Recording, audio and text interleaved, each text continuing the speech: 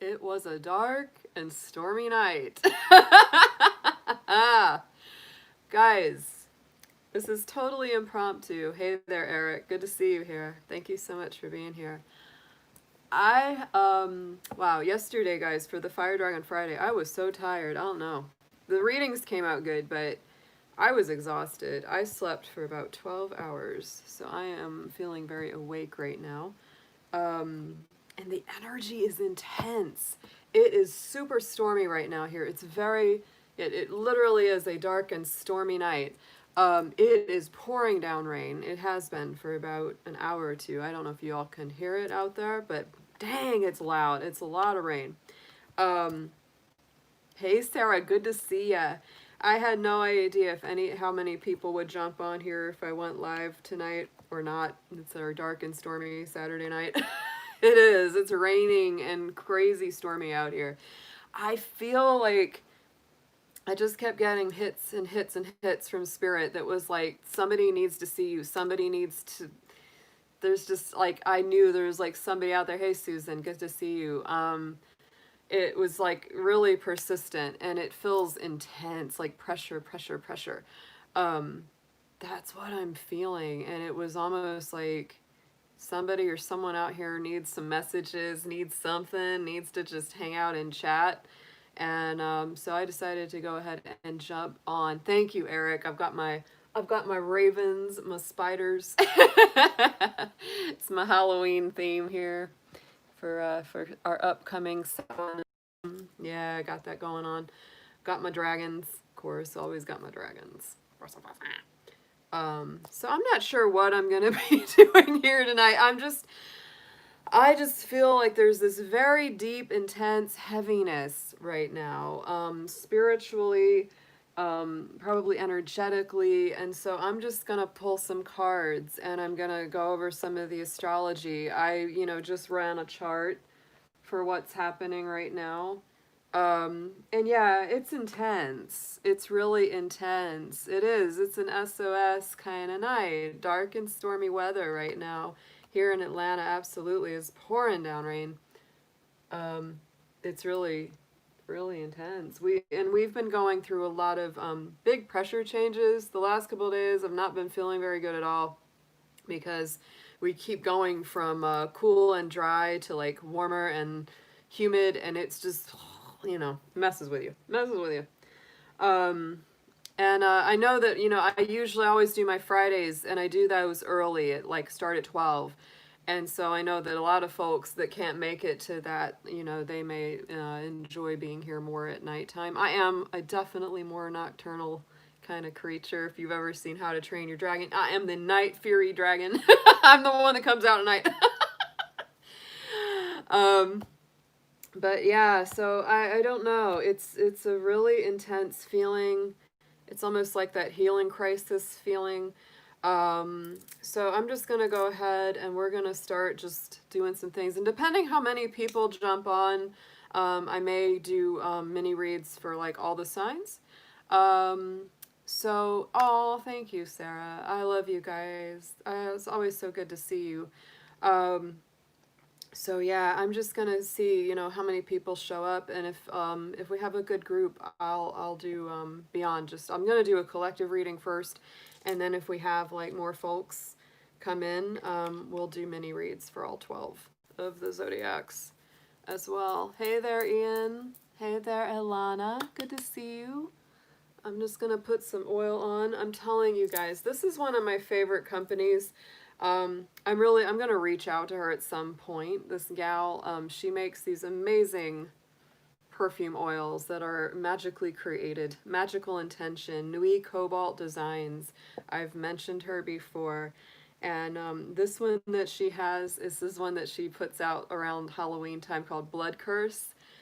Oh my gosh, it smells like cherries and pralines, and for me, it's a little coconutty. It's delicious, but it's a really gorgeous recipe that helps repel any negativity, anything that people might be putting onto you toxic wise. Like you can put that on and just, say an invocation to Archangel Michael or whatever you want to invoke, and it's super helpful. And then I'm also going to use a little bit of her clarity oil, which is good for psychic clarity. I always put that on the crown chakra, on the ears, on the third eye, on the throat, the heart, you know, just to bring in good clarity of vision when we read. We always want to ask for that. Good clarity of vision is important. So, but let's look at the astrology, y'all. You know me, I'm the little astrologist. I got my, they are amazing, Alana. I highly recommend her site. It's Nui Cobalt, N-U-I, Cobalt, C-O-B-A-L-T. I should put a link to her site, and they are awesome. Her prices are very decent for the quality of the product, and they last a long time too. I also like this one, the Energy Shield. She actually infuses it with black tourmaline. So, oh, they're amazing. They're so good. It's like there's nothing but a win-win when you can protect your energy and raise your vibration and smell good at the same time. That's the best way to go. Oh, nobody wants a smelly psychic.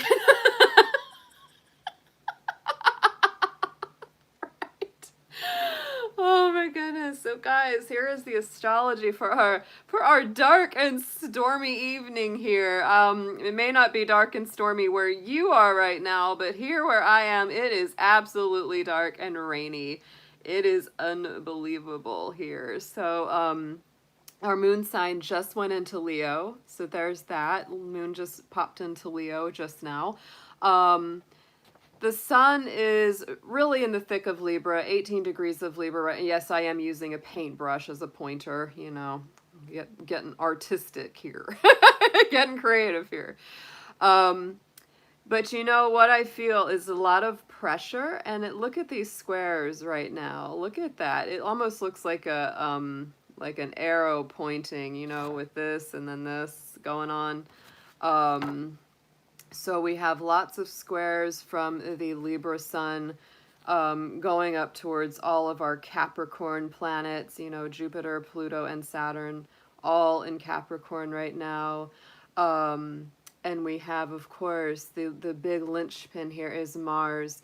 Mars at 22 degrees of Aries in retrograde, and it is the other side of what's squaring. So we have a square to Capricorn coming from the Libra sun and from Mars and Aries. And I'm telling you, I think maybe for me, especially being a Capricorn, I really do feel that pressure.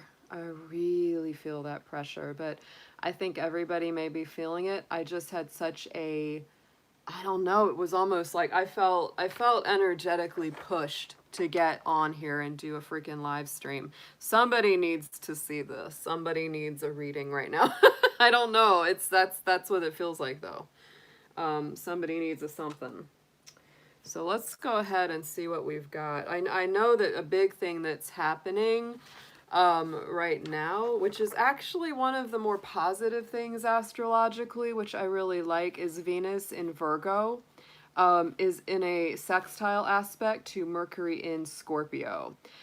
Scorpio and Virgo have a lot in common. They're both signs of healing, right? Virgo is more about healing the physical body and the well-being, right? That's mostly what Virgo gets into. And Scorpio is really about healing the psyche and the inner emotions and the depths of the soul. So when you put those two together, it's like healing from the inside out. And you've got the planet of communication, Mercury and Scorpio. So it's really like we're meant to talk about some deep and heavy things right now. And it is very much in how it relates to love, relationships, partnerships, the way that we interact with each other, not necessarily always romantically. Obviously that is an emphasis, but it's not all of it, because it's, you know, it's all about our friendships as well, our family dynamics, working relationships. And I tell you, I think all of that stuff is super, super highlighted these days. It's very, very strong. So I'm just going to go ahead. I'm going to do a read for the collective here. Yeah, and sorry, you know, usually I try to get specific love readings out for all of the signs whenever Venus shifts up, but we've had so much moving because everything's bunching up at the end or the beginning of the month. Like we have the full moon at the beginning of the month. I do my monthly readings at the beginning of the month, and so Venus has moved as well into Virgo. I just did not have time and energy. I've been exhausted the last couple days. Today I actually feel better because I slept a lot. I slept a lot. I slept a ton, and it really helped so much. So yeah, it's important, guys. Get your sleep, get your rest. But I do wish that I had had time to do a Venus and Virgo specific read for everybody. Because we're really in it. You know, Venus is not usually considered to be at its best aspect in Virgo. And the reason is because it's on the opposite of where it is considered to be at its best in Pisces. You know, Venus is considered to be at its exaltation in Pisces. So it's at its detriment in Virgo, which is the opposite end. You know, I have a lot of friends who were born with Venus in Virgo, so nobody likes to hear that. Oh, gee, my planet's in its detriment in my chart. That's nice. You know, it's not really very complimentary. But the reason for that is because Venus in Virgo can overthink relationships. It overthinks love to the nth degree, to the point that it removes all spontaneity and all, you know, just going with the flow, which is important in relationship. It really is. You know, Venus and Virgo energy can just overthink the hell out of a relationship or communication in a relationship, no matter what the relationship is.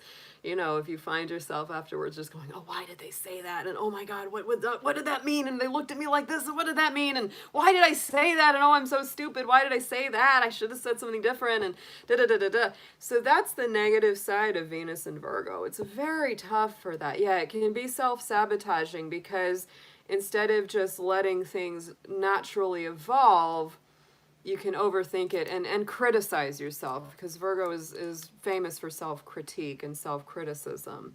So, you know, the positive side, of course, of Venus and Virgo is that it's very giving. It's very modest. It's self-effacing in a lot of ways. It gives without thinking about giving. It is geared towards service and healing. And so, you know, there's a lot of strong positives about it if you can deal with, you know, overthinking things and getting too much in your mind about it. So y'all, let's see what we've got. Let's see what we've got card-wise. I just feel like there's a lot of deep, heavy subjects coming to the surface to be healed. I really, really do. That's the thing. So I've got some of my dark decks. I got my dark decks out here. The Dark Mirror. That's a Scorpio kind of deck. It is. And then I've got my Magic of You Oracle, which is a bit deep and heavy, but I really love this one too. Let's do some deep dive. Let's do a little deep digging. I feel the need to do that. Someone's out there that needs some of these messages. I just feel that. So let's go ahead and start. And if we have a ton of people come in, we'll keep going. But for now, let's start with the collective. Also, let me do a little bit of lightening up here. We gotta burn some things. Yes, we gotta burn some things. We gotta light some stuff on fire. We'll light some stuff on fire. Yes. And happy birthday to all the Libras out there, because we are straight up in your sign. For the next 12 days, we are in the sign of Libra very, very strongly. So let's just burn some sweetgrass here. Let's help just clear some of this very intense energy. Yeah, fire. When you got a dragon, you got fire. You got fire when there's a dragon. Let's get some sage in here. Just clear that energy, guys. It's intense. I'm feeling it. Like, I almost had this feeling, like, not a physical feeling, but a spiritual, emotional feeling. Like, I can't breathe. Like, it's like just intense, almost panic attack feeling. That's what I was perceiving. I was not having a panic attack, but I could feel the energy of that. But some people are just really in it. Just really in it. So let's do the Venus fork and the Sun fork. Sun fork is really good for helping to clear and illuminate a few things.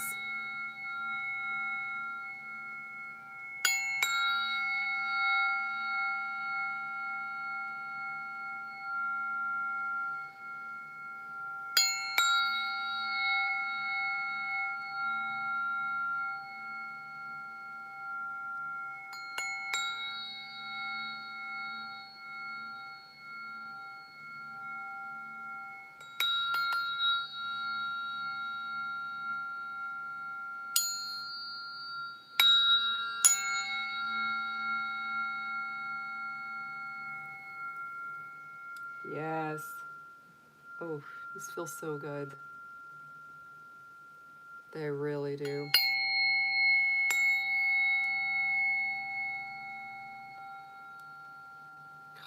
So nice.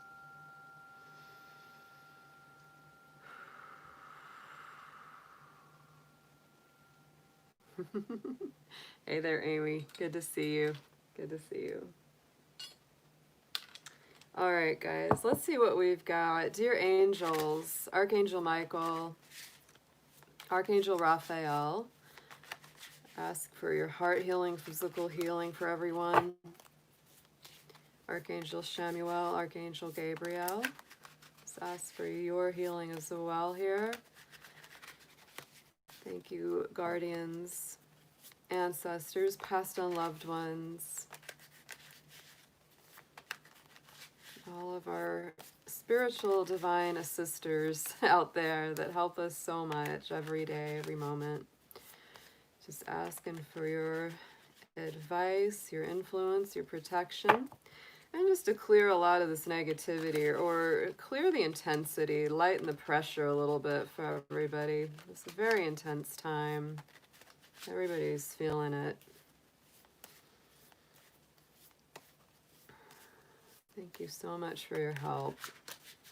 Let's get a couple of these dark mirror cards. Let's see what we've got. Let's see what comes up as the things that need to be cleared in the collective, because there's a lot going on.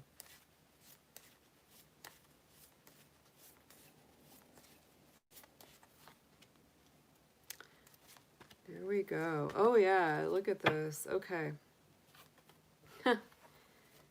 So Naked Before the Stars comes up. So this, to me, this is about emotional vulnerability, which is really a big thing right now. Emotional vulnerability, being stripped down to your pure essence, and really having, you know, like not a lot of like feeling of people can no longer be a false self. Like that's a big part of it.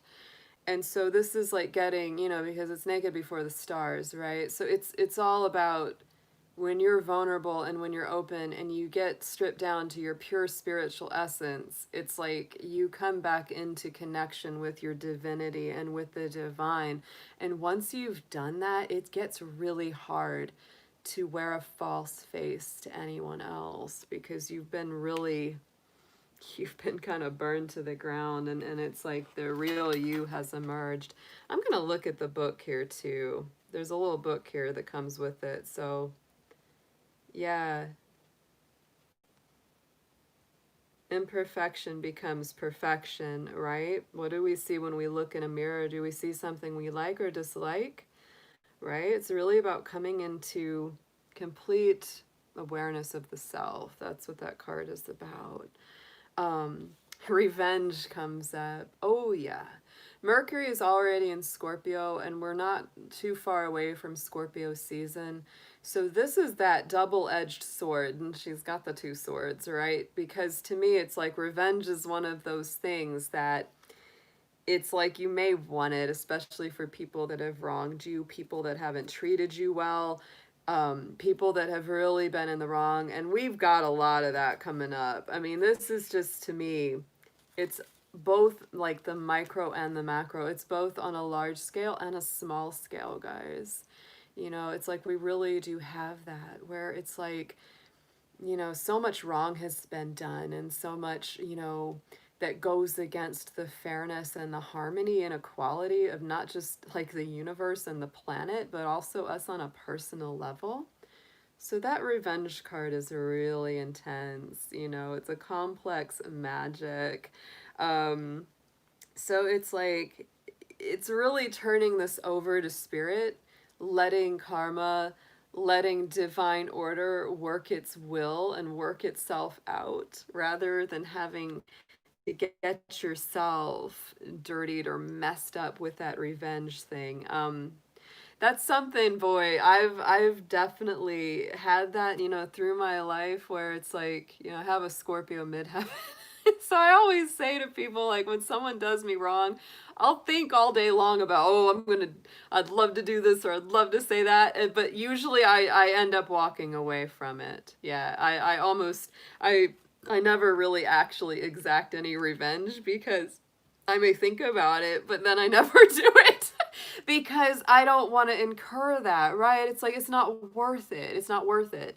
The person that wronged you, the person that's, you know, going about just being a real crud, um, you know, they have to live with being that every day. It's like their own existence is, in a way, their own revenge.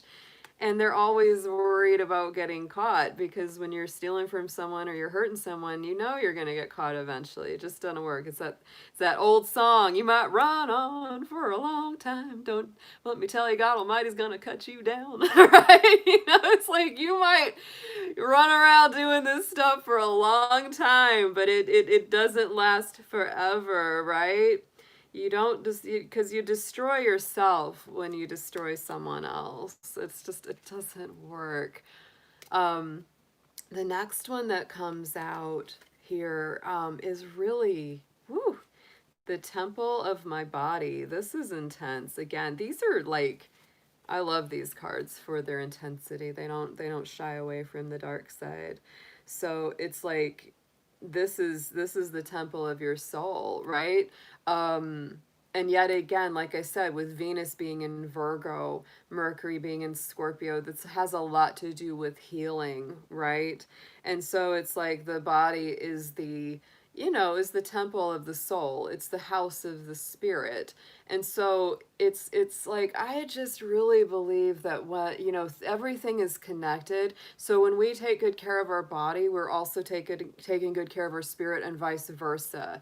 There's a real connection to this. Um, you know, it's like you want to move away from any kind of expectations of yourself, behaviors, things like that. Being honest and true to yourself is very, very important.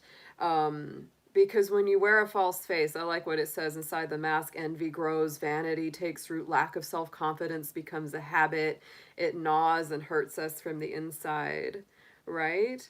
And it feels like it's ourself, but it's not really authentic, right? It's just that we have made it a habit to believe in. And when our lives become a gilded cage, we should remember that we were born naked. And I think that's a very interesting thing that both of these have come up. You know, naked before the stars and the temple of the body, because this is all about being true to yourself, liking who you are, accepting yourself. And it's that perfection in the imperfection, because we all have things about us that we, you know, that we'd like to change. We do. I mean, it's just kind of human nature. So it's just about really acceptance. It's acceptance. That's that wonderful saying about acceptance is the answer to all my problems today, you know? And on the bottom of the deck, we have today for tomorrow. I really like this imagery. Let's see. I don't use this deck very often, so whenever I do, I like to go into the book. So this is a full moon phase, a stage of acceptance. I really like that. Mother and daughter, or maybe twins, are the same person in different times, right? May seem like a trade-off to sacrifice the present for a better future. That's what ants do. Or to sacrifice the future to enjoy a better present, right? It's very interesting how that works. It's like sort of like the, you know, the investments we make now have a payoff later, right? Sometimes it's like we sacrifice something in the moment or at the time, but then it has a really nice trade-off. And of course, we have to stay in the moment. The present and the future are one single integrated connection. What we are today and what we are tomorrow may be different, but it is still the same us, right? So wow. It's deep. I knew these were going to get deep because I feel the intensity of this stuff. It's just woo. Woo woo woo. All right, guys. Let's do a let's do a little bit more. Let's get a little bit deeper into this. I'm going to do a tarot reading for the collective. Let's see what comes out.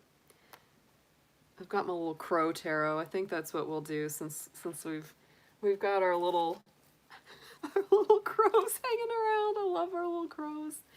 They're some of my favorite birds, crows and ravens. They're to me they're the wise guys of the bird world, They really are. So I got my crow tarot. Let's see what we get to come out for the collective here. And like I said, if we had at least 20 folks in the chat, I'm gonna do some reads for each sign and just pull a few cards, see what comes out for each person, each zodiac sign.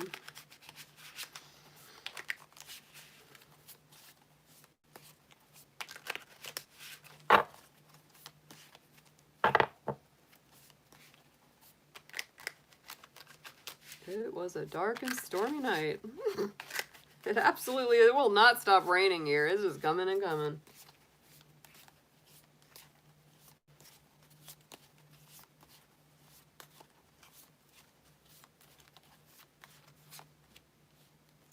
Oh yeah, King of Swords right in the center.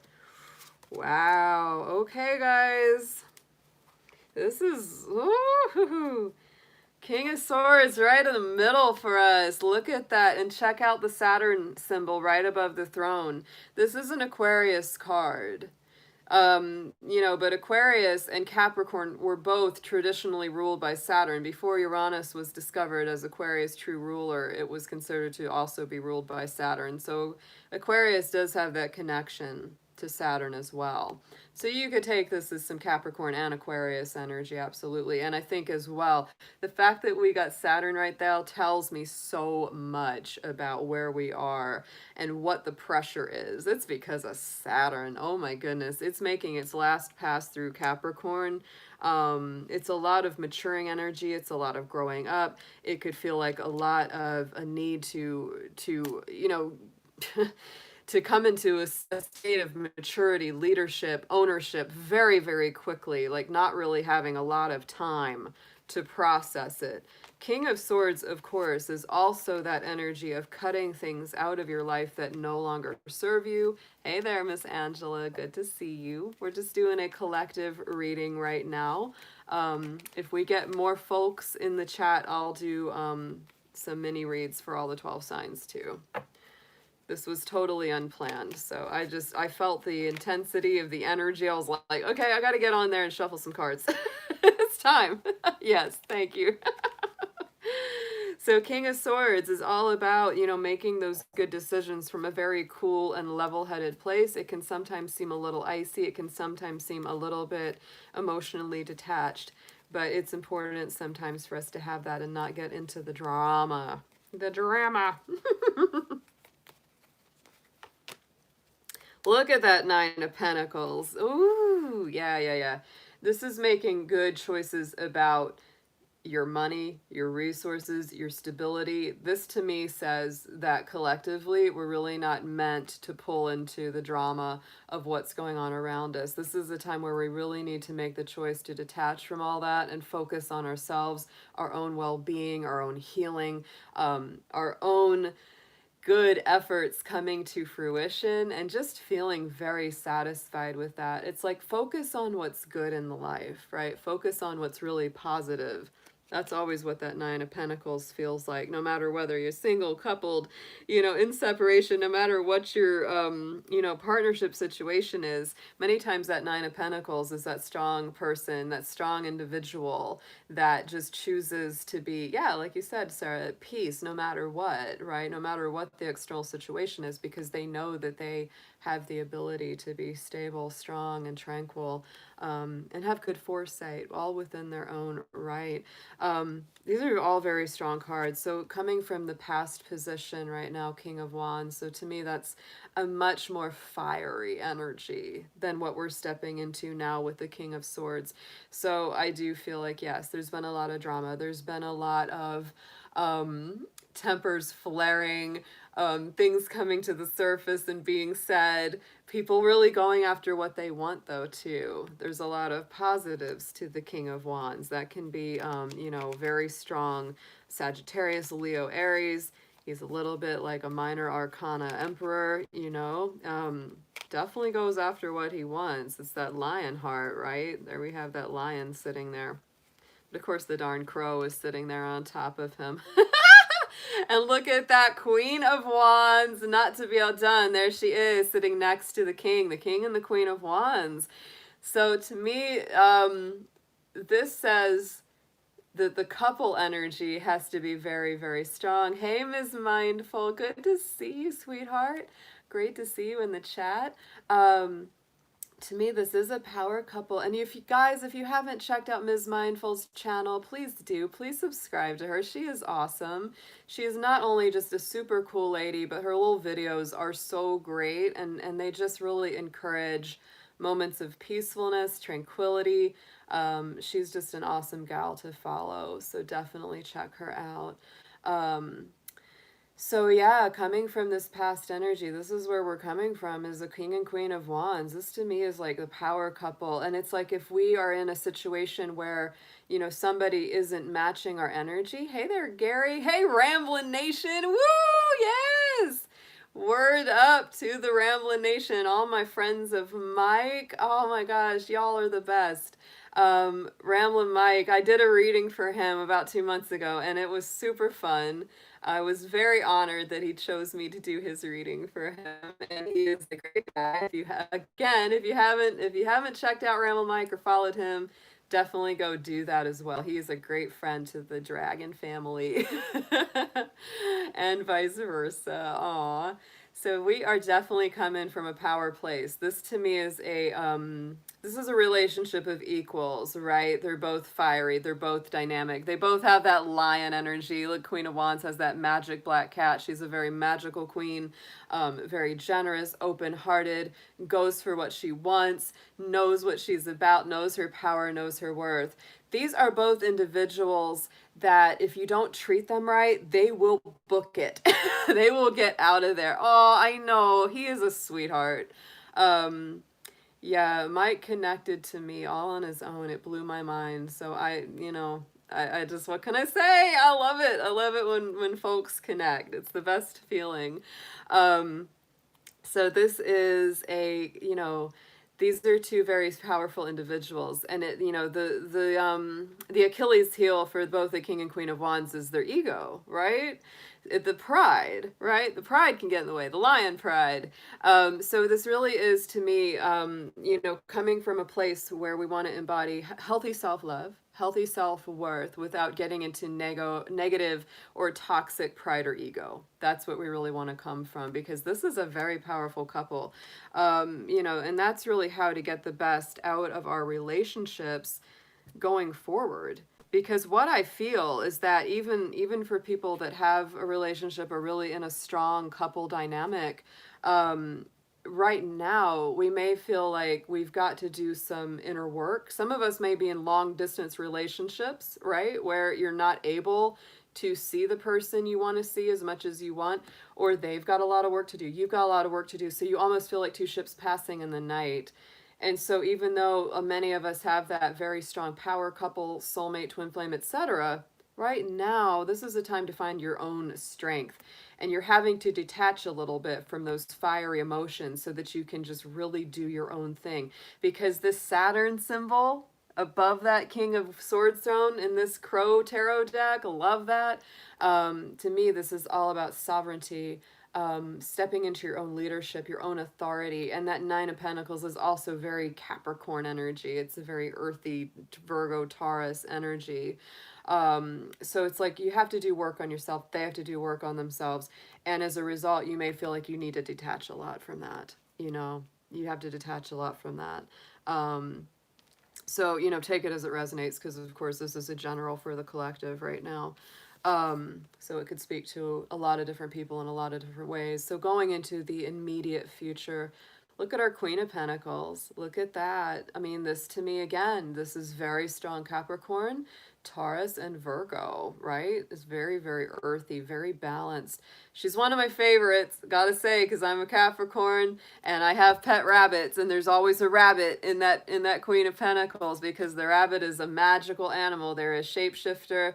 They're about abundance, obvious fertility. So it's very, very strong going forward. To me, this is, you know, part of that divine feminine stepping up. You know, right in the center, we've got the divine masculine stepping up there with the King of Swords.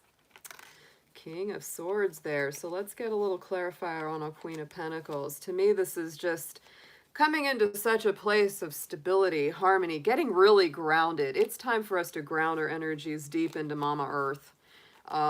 You know, that's what's going to help us get through a lot of these feelings of pressure. And that's what I've been feeling today, is just whoo, serious feeling of energetic pressure, y'all. You know, things like responsibilities, you know, deadlines, karmic things that need to be taken care of, maybe really coming up to the surface as well. It's like, you know, with the last couple months of Saturn making its pass through Capricorn, it's kind of like the final test. The final test. Did you get the lesson? Let's see if you did it. Let's see how you did.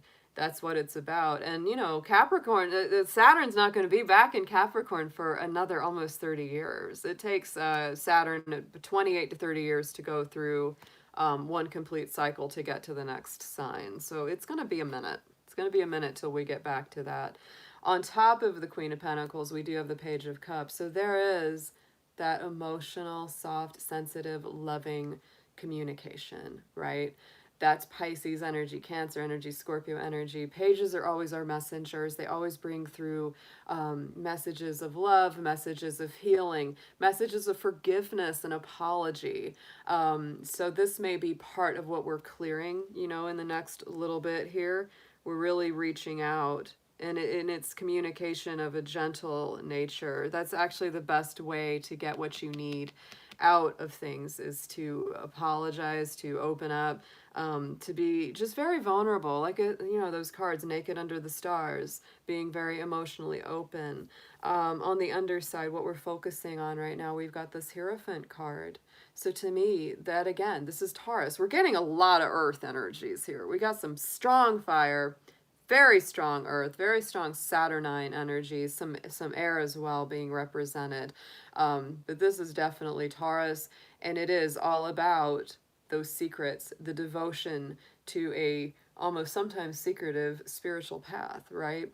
It is the secrets, because here's that key to the kingdom, right? The two crow acolytes down here and the high priest sitting up here saying, all right, birds, if you want to learn something, come and follow me, come and listen to me. I'm going to give you the keys to the kingdom. I'm going to give you the key to living a more divinely guided life. That's what this is about. So this is really where we need to focus.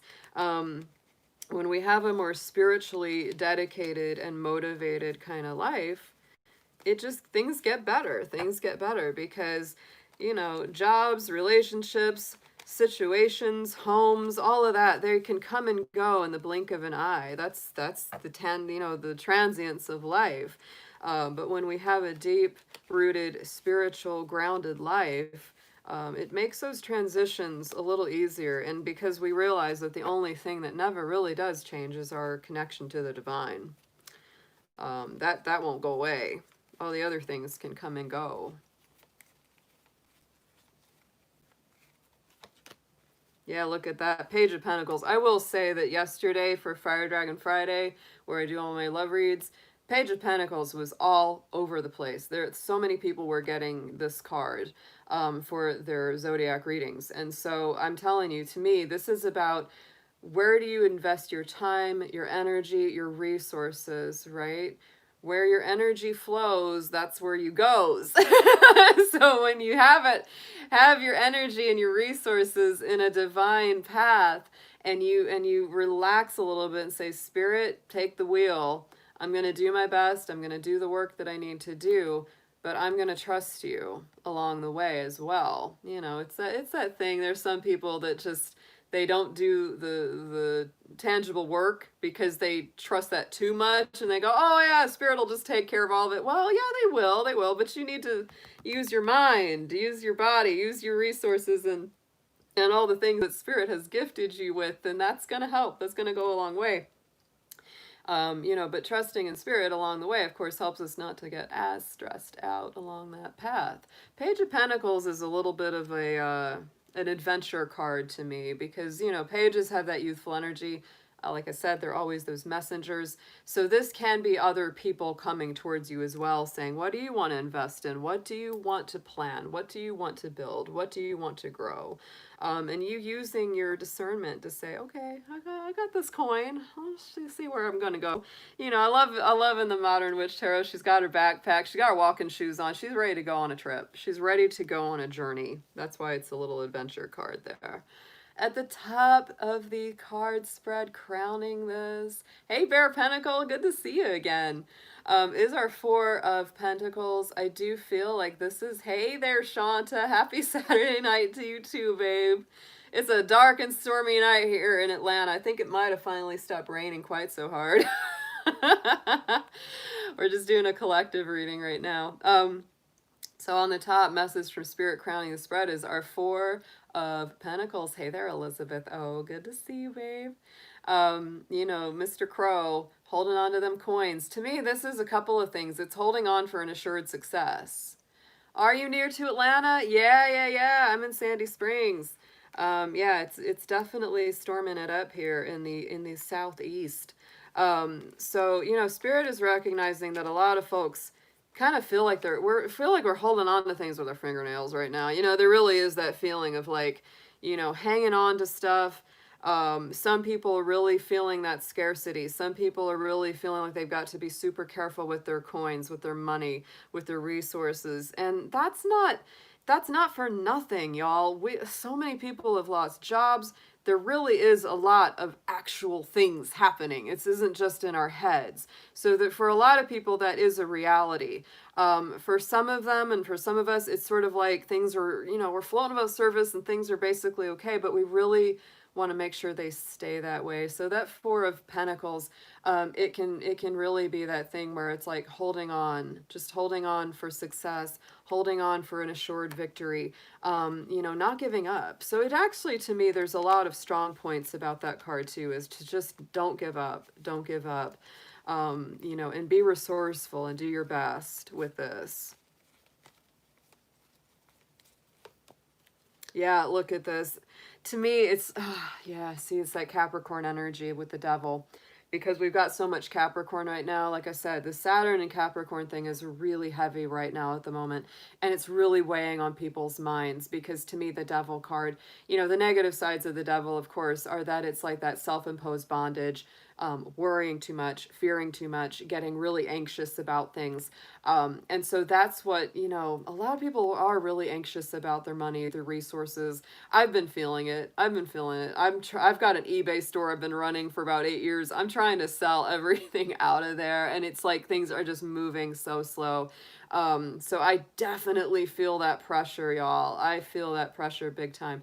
And I know this is a universal energy that people are feeling. But because this is crowning the spread, because this is the message from Spirit, it's like they realize that there are a lot of worries. There is a lot of heavy energy around this. So it's really coming to grips with it, not letting it get you down, not letting it trap you to the point of despair, because if you get to that point, then you can't act, and that's major. So, you know, it's sort of like it's time to free yourself from the chains, right? It's time to free yourself from that self-imposed bondage and burden. because I think there's always that two sides of things. There's the actual situation, the actual you know, problem or challenge that we're facing, and then there's the story that we tell ourselves about it that can make it so much worse and take us down that emotional, you know, spiral that's no good for us. And if we get down into that place, it makes it so much harder to act. It makes it so much harder to go forward. Because, you know, here in our future is that Queen of Pentacles. This is a very, very grounded, balanced, stable queen that's all about understanding that she really does have a handle on her resources, understands how to create abundance with that little rabbit there, right? You know, knows how to build a business, knows how to go forward, isn't really sitting in a place of worry, right? So it's just, whew, it's the challenge of the soul. It's the challenge of our spirit. Because I think we're all feeling it in some way, shape, or form right now. I don't think many of us are getting out of it. So let's get some advice. Let's see what comes up along the side here, y'all. Very curious to see what we have here.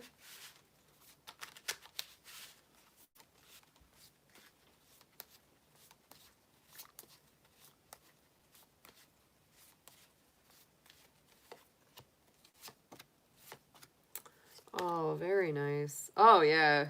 Oh, yeah. These are good. These are good. Okay, so Knight of Swords.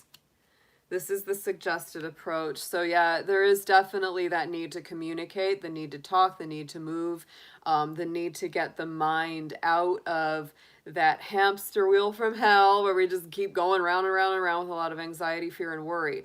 To me, the Knight of Swords, many times there is that anxiety attached to it. There is that, you know, that stress and, you know, and nervousness attached to it. So it's like we might be feeling very nervous, but it's better to act. It's better to move forward. It's better to communicate and open up rather than just sit still. So definitely, even it's that thing, you know, say it, even if your voice shakes, right? Speak your truth, even if your voice shakes. That's our Knight of Swords right there.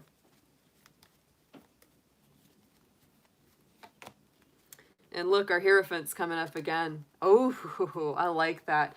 So speak about what you want to do. Speak about and think about how you want to stabilize, how you want to get grounded, how you want to get rooted. Talk to spirit big time. Speak to your guides, speak to your guardians, talk to your passed on loved ones and ancestors. The veil is getting thinner and thinner right now at this time of year, building up to, you know, Halloween and Samhain and all of that. And so this is a time when, you know, they're listening even more, even stronger. Hey there, Mary, good to see you. I would absolutely be talking to spirit, even if you're not used to doing that, even if it's something you haven't done in a long time or ever. It's really time to just say, hey guys, I need your help. Here's what I'm dealing with. Whatever assistance you can give me, I am open and I am here. You know, my feeling is if you don't feel like you have a super strong spiritual life, it's never too late to start. Now is always the best time. Now is always the best time. So here we go. What you need to know. Look at this. 4 of Wands. So to me, this is beautiful energy. It's like you need to know that spirit is more on your side than you may be aware of. This to me is the happy home, the stable life, feeling, you know, like you have a safe refuge, a safe haven. Many times people see this as the twin flame card because it looks like, you know, the 1111. So, you know, this could be dealing with a soulmate twin flame for some of y'all out there. Keep it in mind, this is general, but that's a super, super positive card. So let's get a clarifier for that. And look at that, Ace of Wands. So to me, this is really spirit saying, you know, guys, collective, go forward boldly in the pursuit of your dreams. Don't let these things get you down. Deal with it in as much as you need to, accept it as much as you need to, but don't let it keep you from acting. don't let it keep you from having those passionate new beginnings. When you involve spirit in it, it's going to change up so much too, because, you know, those aces are all about the hand of the divine reaching in and helping us out, giving us that hand up. Hopes and fears position, we got the Page of Cups again. We had the Page of Cups in the immediate future. So to me, look at that. We've got Cancer, Pisces, Scorpio energy with this, big time.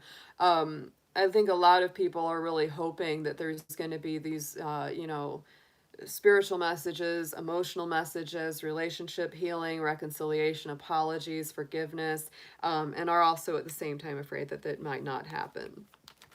There's that two sides to this.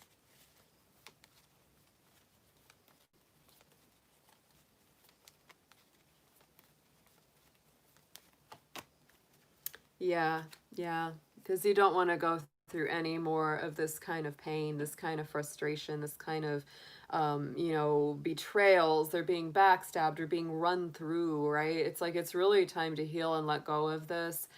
And it's like if you feel like you're the one that sort of was in the wrong, like you really want them to forgive you, and vice versa. If they were really in the wrong, you really want them to apologize. That's the hope and the fear right there. But the outcome card is super nice. I'm really liking that. We've got a 3 of Cups. The crows are happy. Look at that. Because anytime they get cups full of goodies, you know crows are happy when they get a cup full of goodies. They're like, I'm here for it. So to me, this is celebration. This is connection with your friends, having something to feel very good about. I do feel that this is a very nice, very positive outcome card that really gives us something to look forward to.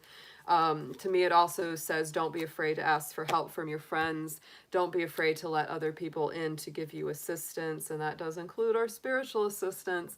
And we have, look at that, 3 and 3. 3 of Pentacles, clarifying our 3 of Cups. So to me, this is a building energy. 3s are always about building. They're about creativity, moving forward to the next level.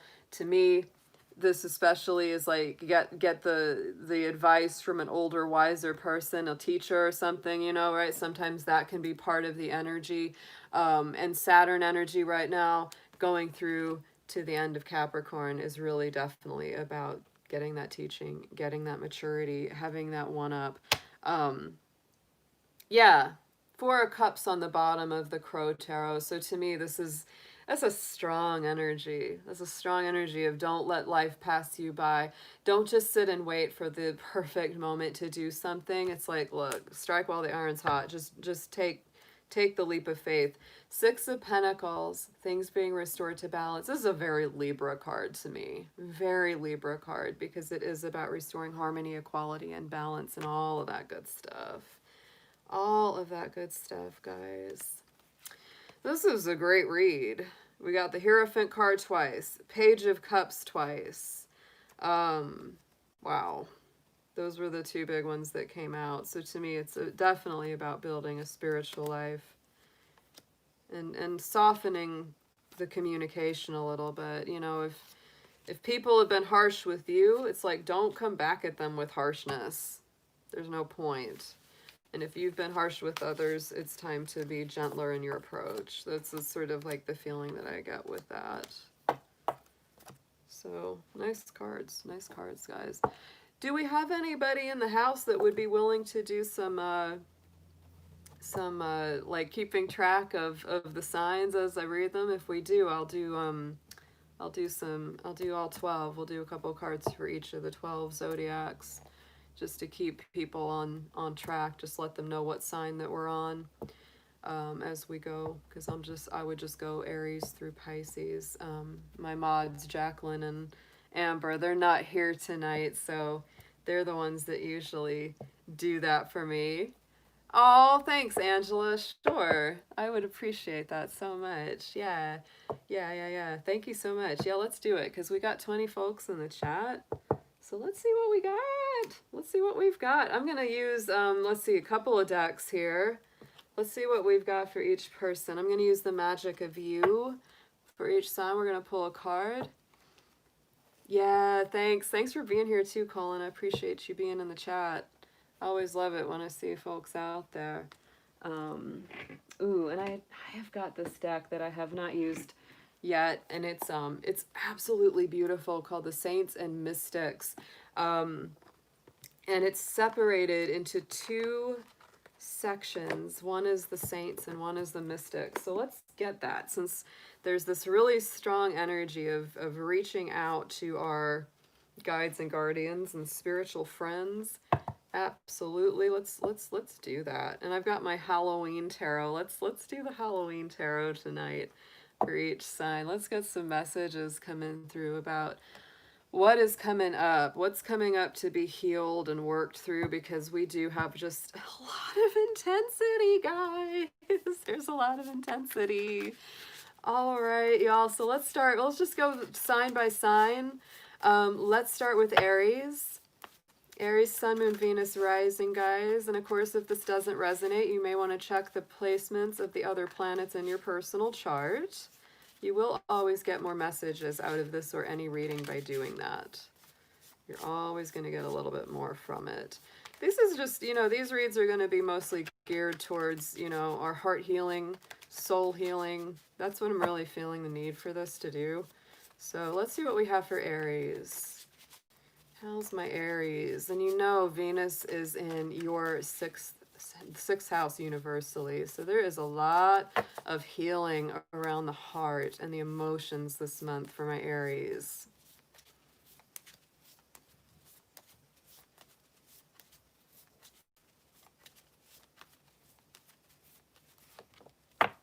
Ooh, look at that. And we got it. Hey, Yui, good to see you. Beautiful surprise to see you too. This was totally off the cuff. So this is about healing tonight. This is our dark and stormy night. So detox is the key card that we pulled for Aries. So Aries, you are cleansing and restoring yourself. Lay down, get some rest. You can almost turn, we just need to turn that card to the side, because see that. Put your little sleep mask on. Take your melatonin, get your chamomile tea. It is time to relax, Aries. I'm telling you, last night I was so tired. I slept for about 12 darn hours. So Spirit, let's get some messages on this for our Aries. Let's see what they need to know for their well-being, their heart healing.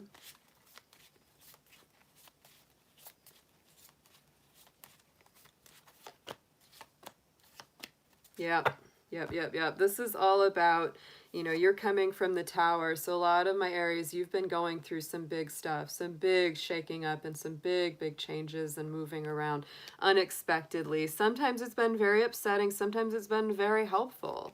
That to me is always how the Tower is. It's unexpected. It's not necessarily positive or negative. Sometimes it's very neutral, but it's definitely meant to shake things up. Yeah, Mars is in retrograde, guys. It's going to be retrograde for almost another month. So this is a big reason why things have just been, the energy is very low, very slow. We got a lot of that. Got a lot of that going on. Yeah, Queen of Swords. And a lot of this is cut through a lot of BS for my Aries. This is all about removing things from your life that don't need to be there anymore. There is that fear of missing out. There's that feeling of letting something go, or you've been waiting for that perfect opportunity or that perfect situation. And it's like, you're just over it. You're like, I'm sick of waiting here. And it's like all your friends are like trying to get you to do things with them. And you're just like, no, I'm waiting. Don't do that anymore, Aries. That's putting you in a place where you're just not happy.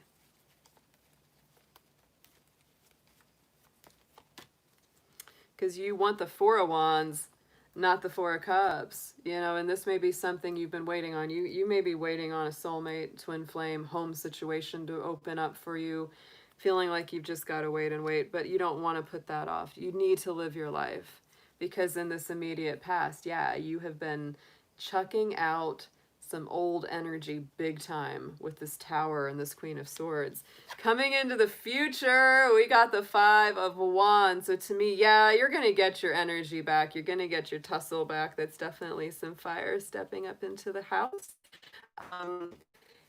Some people see that Five of Wands as a very difficult card. I personally don't see it always that way. Sometimes I see it as a necessary friction, a necessary spark getting lit so that you go forward. Yeah, and look at that, so that you get your 10 cups. So that you get your 10 cups. I love that. So Aries, to me, that's this very strong message. It says when you start to move forward, when you don't wait around and you don't put off your time and energy for someone else, waiting around for them to give you the permission to live your life, don't do that. Because when you start living your life, when you start moving forward, even if it's tough, right? Even if it's sort of this tussle, but it's like, I'm going to fight for what I want. I'm going to fight for myself. I'm going to fight for my own well-being. That's what this read is all about. And then 10 of Cups, that's when you get what you want. That's when you get the bliss and the happiness and the complete picture coming into focus. So let's pull a card from the Saints and Mystics. I'm going to pull two, one from the Saints, one from the Mystics. I love this deck because it's broken up into two. Here's the Saints, here's the Mystics.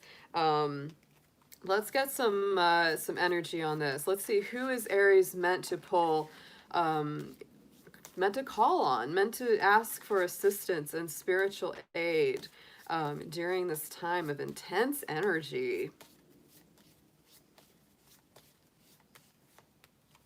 Look at that, our Saint Joan of Arc. Woo! Conviction is what's coming out of the Saints for Aries. So to me, this is listening to your spiritual voice very strongly, not being afraid to be that warrior, to have that fighting spirit. And you know Joan of Arc was a Capricorn. Just saying. And we are sitting in so much Capricorn energy. Aries, all that Capricorn is in your universal 10th house. So you're feeling that very strongly, fighting against the odds, believing against the odds, you know, trusting in the divine, even when everyone else is saying that you shouldn't.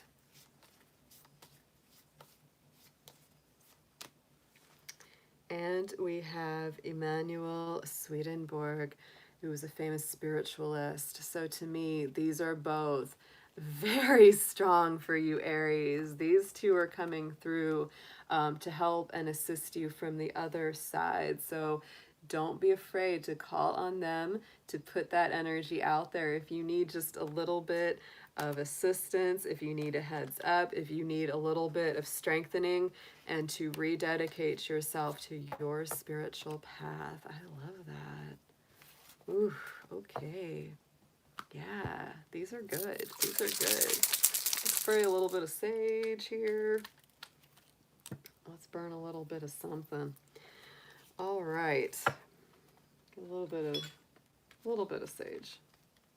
Always about that. Let's clear the energy just a little bit. All right. So Taurus in the house. All my Taurus folks. How are you doing? I hope you are well. Let's see what we've got for you. Let's get a Magic of You card. Let's see what you are experiencing right now as we are in this very intense energy. There's a lot of healing that needs to happen, guys. It's not easy. I know. I've been feeling it. So that's why I decided to jump on tonight for a late night tarot hangout.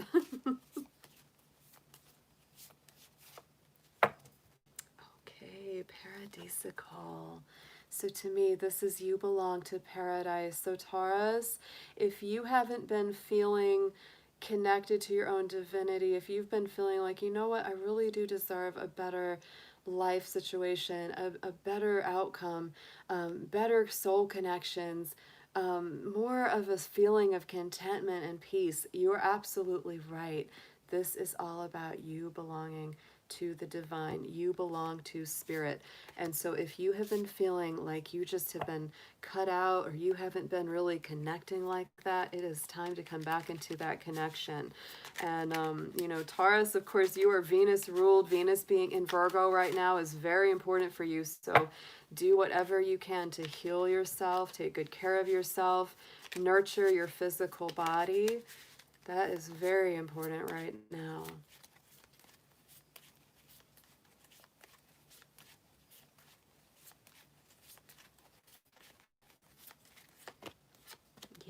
Yes, look at this. Okay, so Taurus, 7 of Pentacles. Slow and steady wins the race. Don't be in a rush. Cultivate this. Cultivate yourself. It is not a problem if you take your time. You know, that is your own energy. 7 of Pumpkins is the 7 of Pentacles. So that is all about growing that garden, getting connected to the earth. There is a patient energy that needs to happen here because we do have Saturn in a square to Mars, and that does not end until the beginning of March next year. I'm just letting you guys know. I know nobody wants to deal with that because that means about 5 to 6 months of just slow and steady, you know, taking things one step at a time, but that's very important. It doesn't mean that you just stop moving. It just means that the movement is going to be slower and more methodical. Look at that. And this is 6 of Wands. When you are patient, slow, and steady, Taurus, you get the victory. You get the triumph. You get the accolades and the outcome that really is what you desire. That it's a road to success. Absolutely. Right in the center as we continue this journey, there's our Temperance card. So whatever, you know, doesn't destroy us makes us stronger. Temperance is all about taking those difficult times, those difficult challenges, and incorporating them into our life and letting them make us stronger rather than knocking us down. I love that card so much. It's also Sagittarius energy. So this to me is definitely about being on a path of learning and knowledge and awareness. And we have Justice. Ooh, nice. A pair of major arcana right in the center for you, Taurus. So, you know, we are in Libra season right now. So it is about balance, justice, harmony, fairness, you using your abilities, your spiritual life, your alchemy, your sense of balance. Because Temperance is a balancing card as well, right?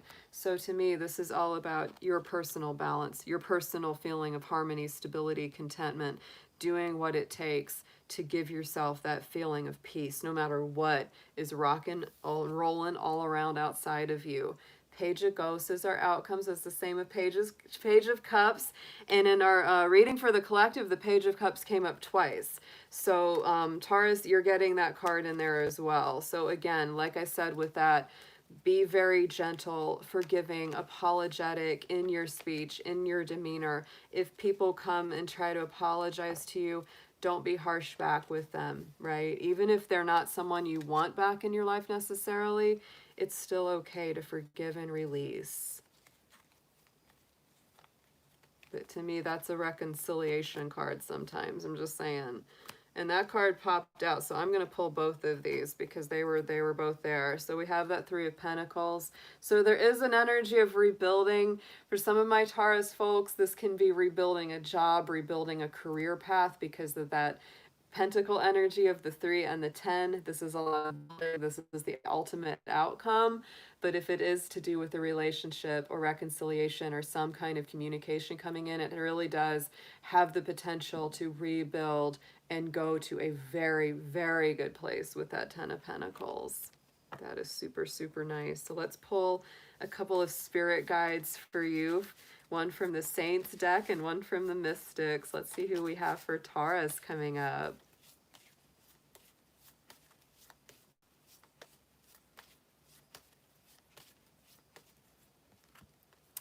Ooh, Saint Martha, authority. And I love the art on that. That is beautiful. So spiritual authority, spiritual balance. Talk about a balancing card. There it is.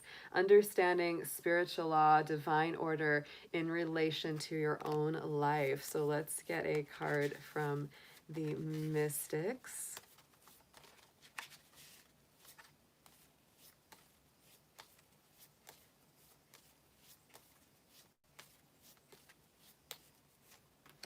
And we have Edgar Cayce, a famous psychic and spiritualist who brought through many messages from the other side. So to me, that is a very powerful combination of spirit guides and friends on the other side for you to connect with, Taurus. This could also say that you will be getting a lot of messages from passed on loved ones, ancestors, your angels, your guardians, on how better to balance, on how to take authority and leadership of your own life. Ooh, Very, very nice. All right. So let's go ahead into Gemini. Let's head on into Gemini, everyone. See what we have for our Geminis. Let's get a little bit of a, I'm going to hit that fork again. That clears the energy in between the reads.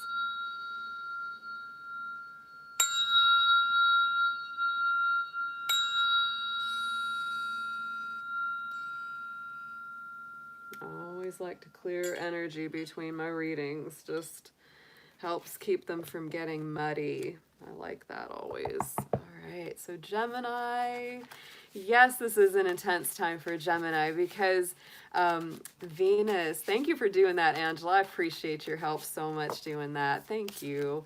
So Gemini, yes, Venus is in Virgo, and Virgo is a square to your sign, so you may be feeling a lot of pressure. That's what this reading is for, is to give us some help and hints and ideas about how to heal, how to navigate these very intense energetic times that are bringing us a lot of pressure. So this is Gemini, Sun, Moon, Venus, Rising. Gemini, if this does not resonate with you, please do check the placements on your personal chart. You will get more information from any messages you watch by knowing your astrology a little more, your moon sign, your Venus sign, etc. So let's see what we have for Gemini spirit. Let's see what they are needing to know.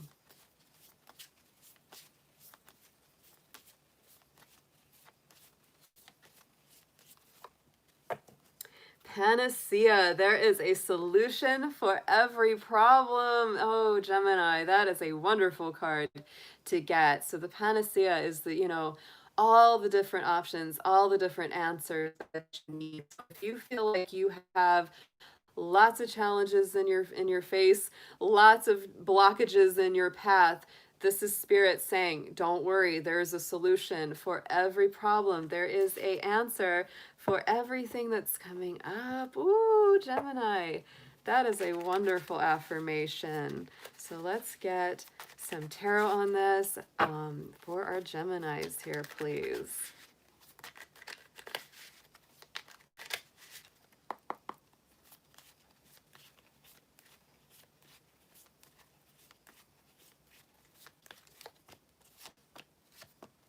Yeah, Gemini, I feel like a lot of you guys have really been bound up in your head, a lot of worries, a lot of fears, a lot of, you know, thoughts and anxieties that just go round and round and round. It's really time to cut yourself loose of that. Spirit is telling you, you do not have to worry. There are solutions for all of the challenges you face.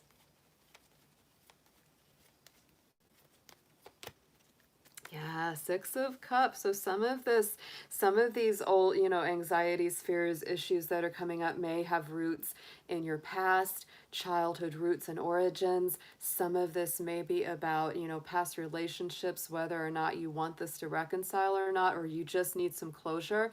But either way, Gemini, don't let that keep you stuck in your head.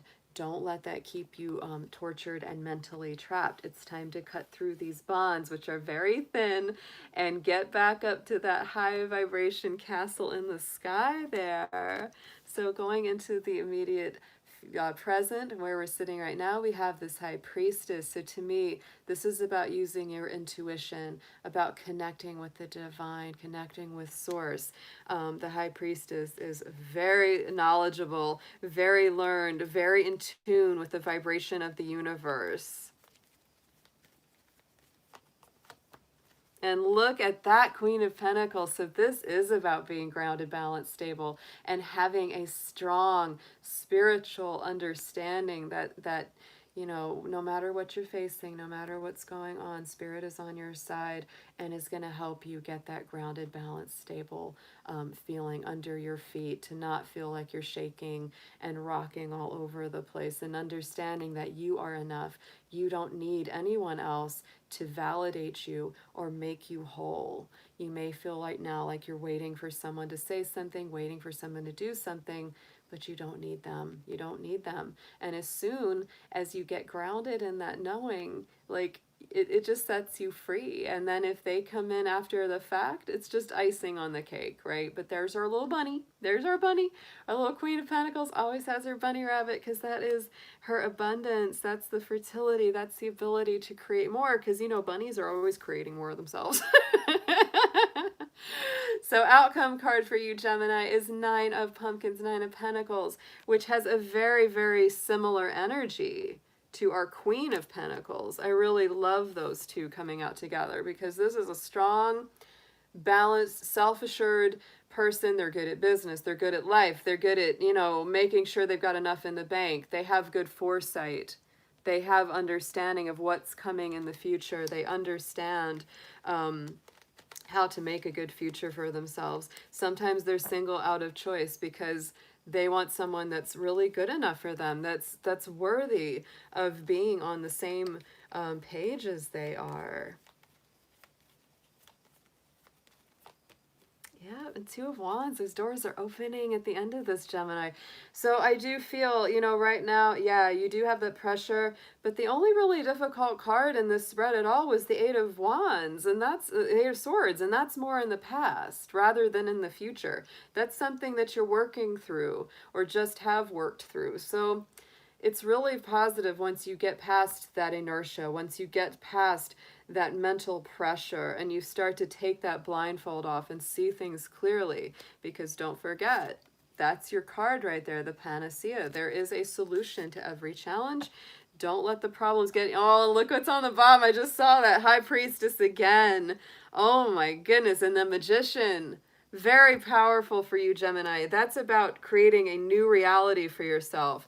Two of Wands is about new doors opening, new opportunities, new choices, new choices. You don't have to stay stuck. Trust me, you don't have to stay stuck. Focus on yourself, focus on your own stability, in your own self-worth and confidence. Let's get some spirit guides on this. Let's get one from the saints and one from the mystics for our Geminis, please.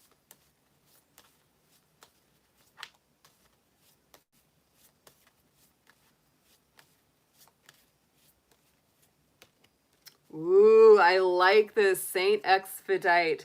And there's a reason that we say, you know, we want something expedited. That means we want it fast. That means we want it to come through quickly.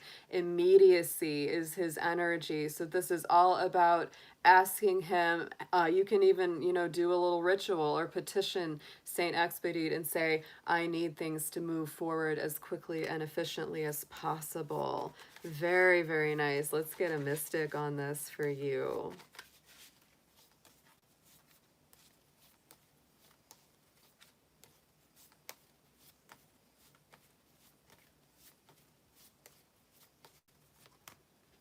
Dion Fortune, yes, Ceremony. She was a famous spiritualist and ritualist.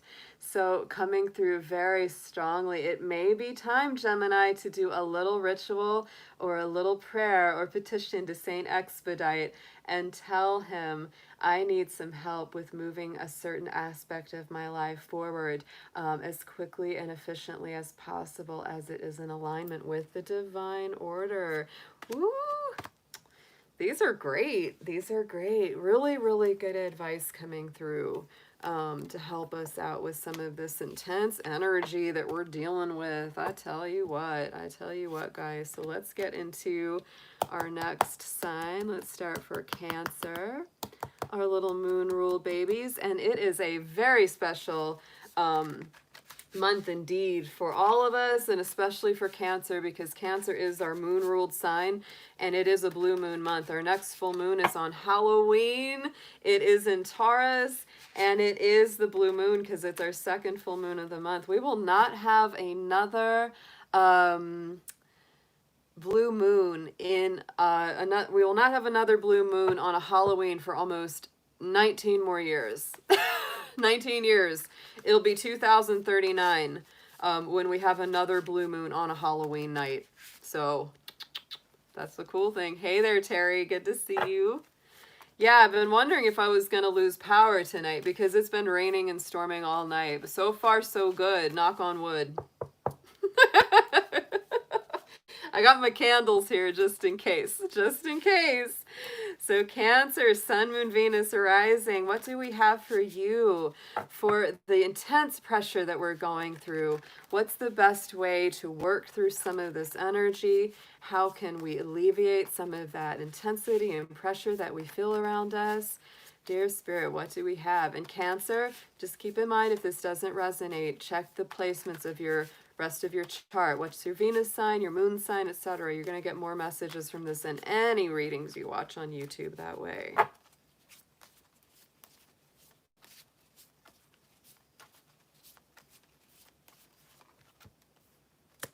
Okay. Ooh, transform the way you see the card Buho. Oh my goodness. So Cancer, this has so much to do with shifting and changing the point of view, the perspective, the way that you see things. If you've had a very negative outlook, a very gloomy or downcast outlook on things, this is saying it's time to change the way that you see them instead of always, you know, choosing to see what's going wrong.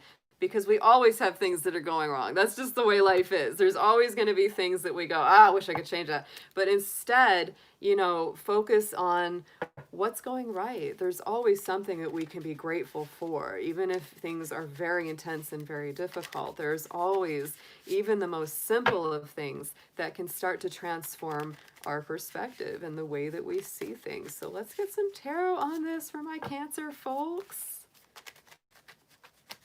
All of Luna's babies. Yes, yes, yes.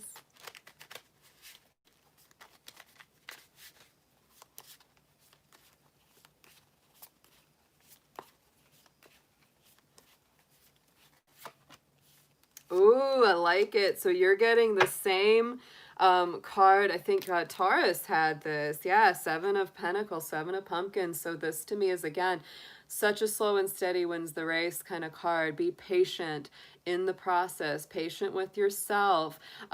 Be sure to cultivate your, you know, your life for its best outcome, right? Because it's really about having, you know, thinking ahead of time, right? It's like, go ahead, plant those seeds, plant those ideas, get that in the ground, because, you know, just working on that, it will come to fruition later. We do have, again, a long transit of Saturn and the Mars. You know, they're squaring each other, and that does make things slower, right? It doesn't mean that we're not going to make progress. It just means that the progress is kind of slow. So let's get a little card on our Seven of Pumpkins. Let's see how we are doing in that pumpkin patch. Look at that, the star on top of this. So, ooh, Cancer, if you do this work, if you put those seeds in the ground, if you cultivate your plans going forward, if you make good investments of your time and energy now, ooh, the outcome is so, so nice with that star, because that to me is going to the next level. It's Aquarius energy, it's self-liberation, you know, just coming through a very strong amount of trials by fire, right? It's like I've been through the challenges and now I'm ascending to this next level. We have the Eight of Wands coming through, which again is strong communication, strong movement, taking action on things. This could be people coming in to communicate with you, you going out to communicate with them. For some folks, this is definitely a little Cupid's arrows of love. That can't be part of it, but that Eight of Wands to me is always rapid movement. It means that something is moving faster, something is picking up momentum and speed.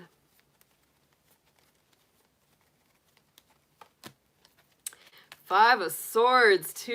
Ooh, you might be moving past some really difficult old energy. And also Cancer, don't take, what's a good word for it? Don't take shortcuts that aren't worth it. Because sometimes that Five of Swords is about somebody that, you know, they won the battle, but they did it through either dishonest means or they took the wrong shortcut.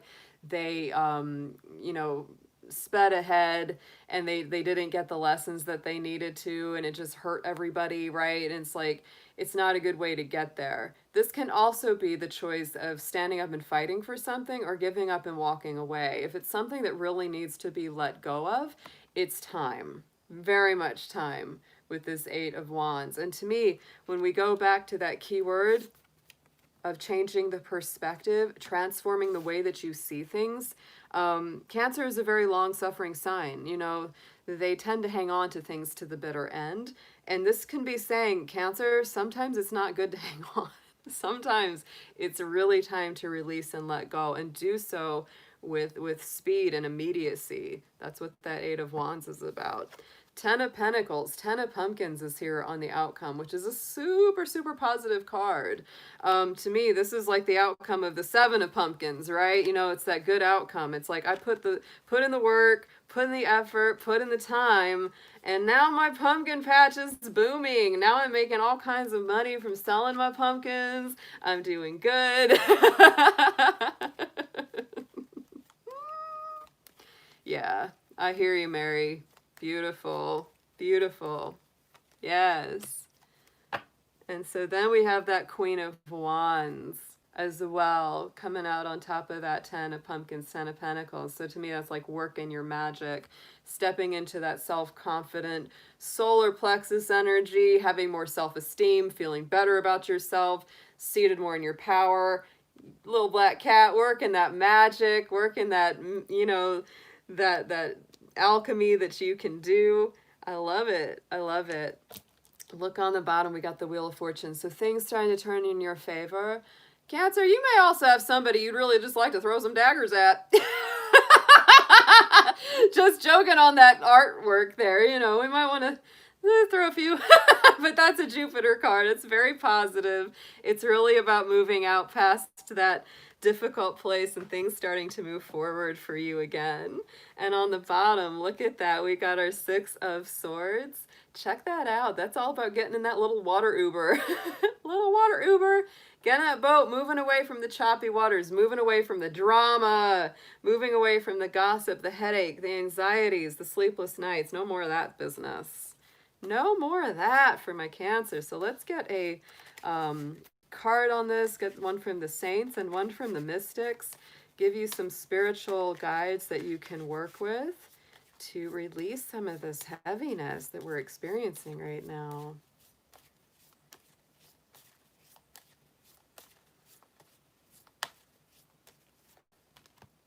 Look at that. We got Saint Martha coming up again. So this again about authority. I really like that. Let's read a little bit more about her, because this has come out twice. And I'm really, really curious. And then I've got a deck of cards that just decided to go flying. I'm telling you guys, when things get moving, they get moving. So Saint Martha, patron saint of divine service and dominion. Oh my goodness, the sister of Lazarus, who Jesus raised from the dead. She was a key disciple. Remarkable for her energy and tireless devotion in the service of others. Wow, I like that.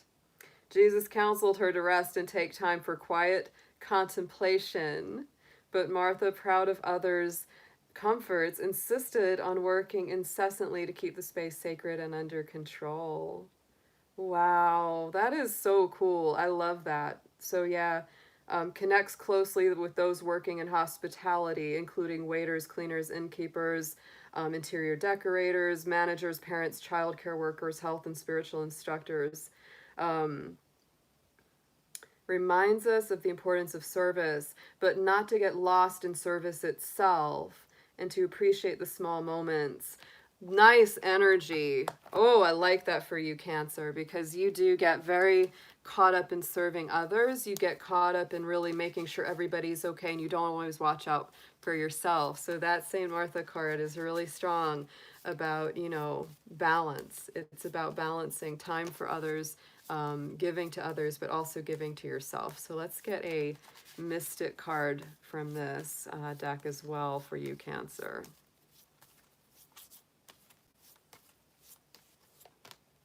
Ooh, one of my favorites, Marie Laveau, respect. Oh my goodness. If you don't know about Marie Laveau, let me read a little bit from the book for her. Oh my gosh.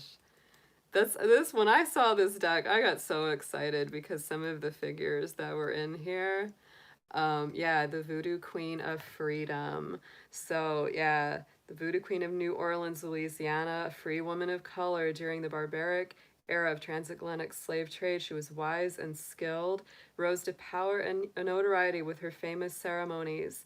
Yeah, this is beautiful. Oh, I love it. Yeah, she was incredible and powerful and passionate and just really magical, all about releasing toxicity, all about embracing your own personal power here, Cancer. These are two very, very powerful energies coming through here to work with you. I really like these. Oh, very nice reading. Very nice reading here.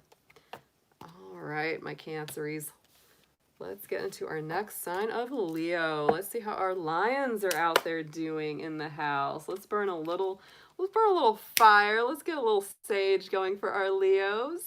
You are welcome, Terry. Oh, I'm so glad to have you here. Always happy to have our folks in for our lives. It's always super fun. Fire!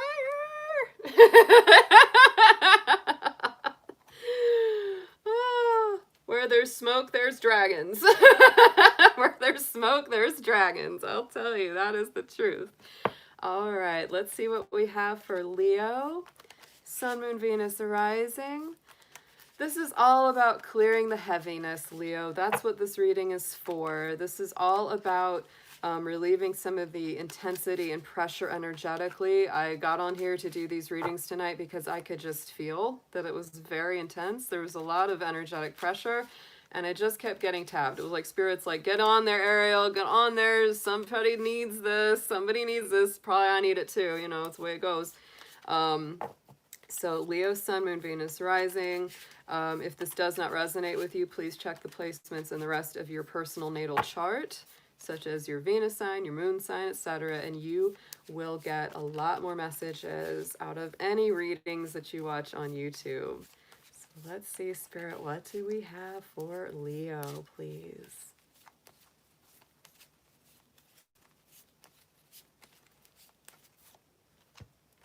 Maximus. Ooh, how can you feed others when your own table is empty? Ooh, Leo.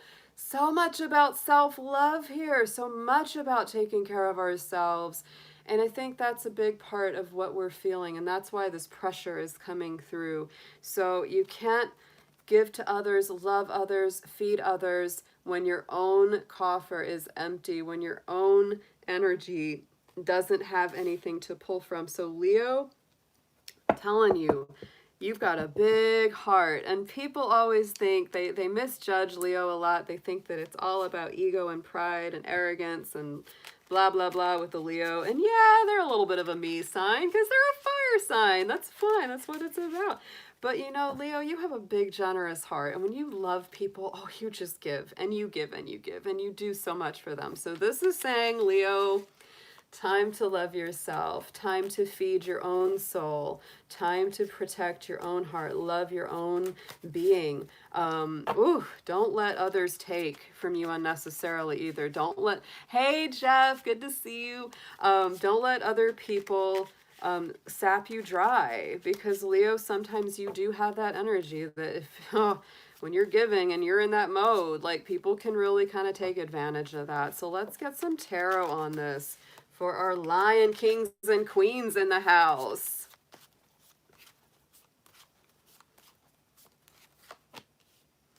And you got that Tower card coming up. Look at this.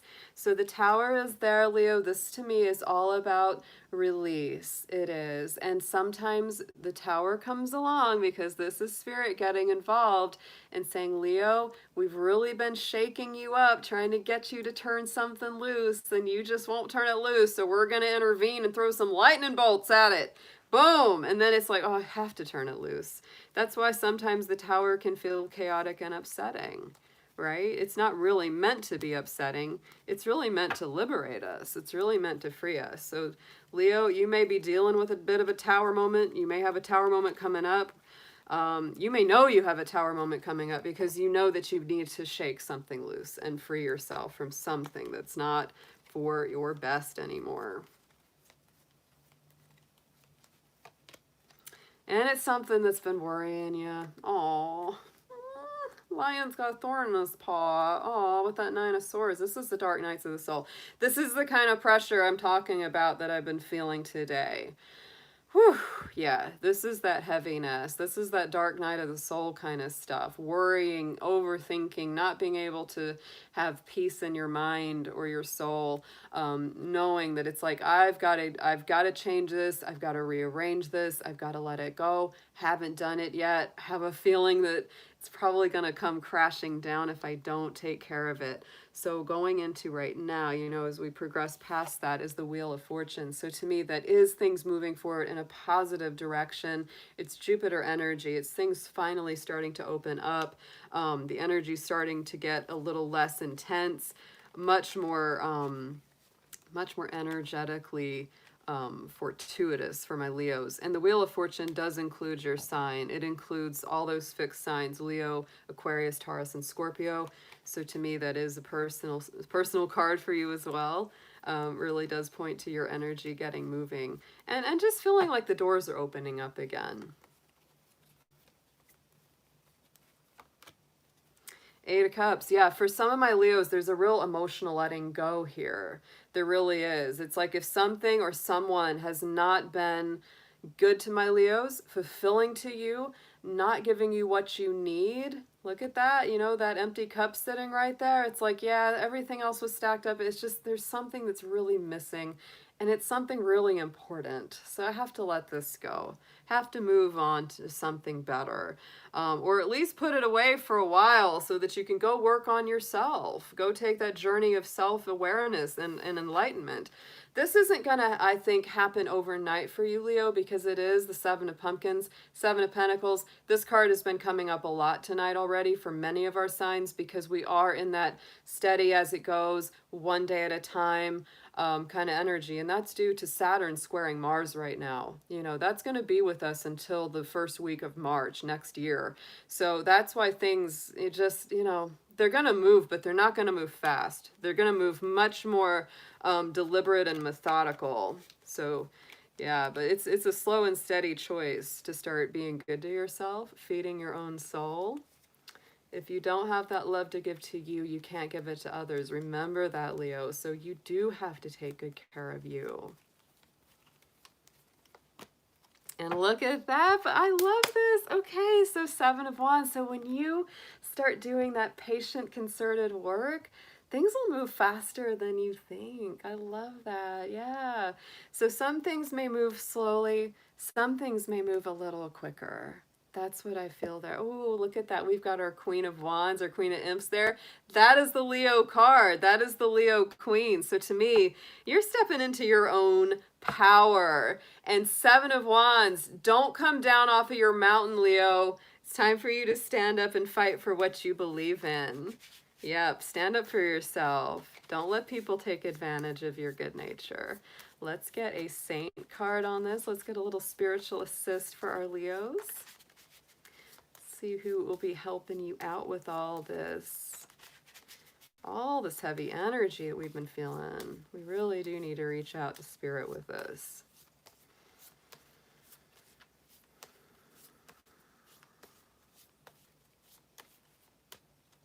Look at that. And this is the perfect time of year for her too, is Santa Muerte, all about the holy death.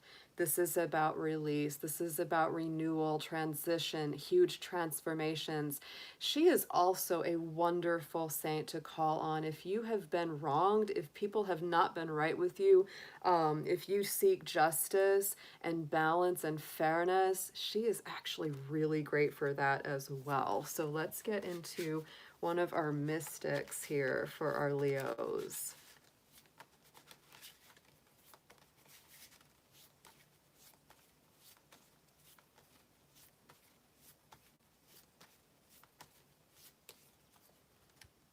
And we have William Blake, the creative channel, famous channeler, spiritualist, somebody that brought through messages from the other side. So yet again, you know, this is really encouraging us to get in touch with our guides, with our passed on loved ones, with our ascended masters, etc.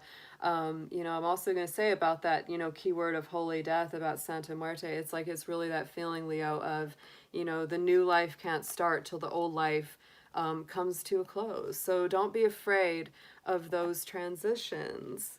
I know if Jeff is here, he's going to laugh, but I made this comment on one of my other lives. I said, don't fear the Reaper. He's a nice guy.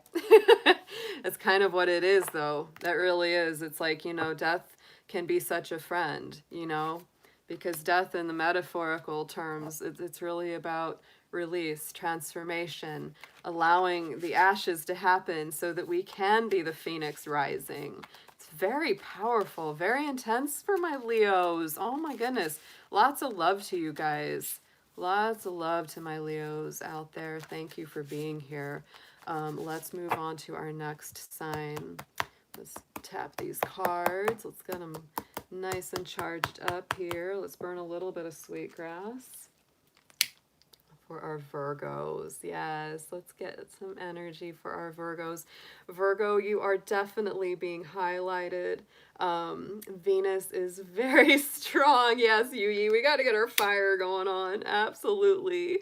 I don't know where Amber is tonight. Amber and Jacqueline, my little Scorpion brigade, they're taking it easy tonight. I don't know where they're at. But they're usually my little fire starters. So Virgo, you are definitely in that place of healing on the love area, because Venus is in your sign right now. That means that puts it in your universal first house, right? Yeah, in honor of Amber, we are lighting things on fire. She would be very proud of that. I know, she'd be very excited that we're lighting things on fire in her name. It's hilarious. All right, guys, let's see what we've got for our Virgo Sun, Moon, Venus rising.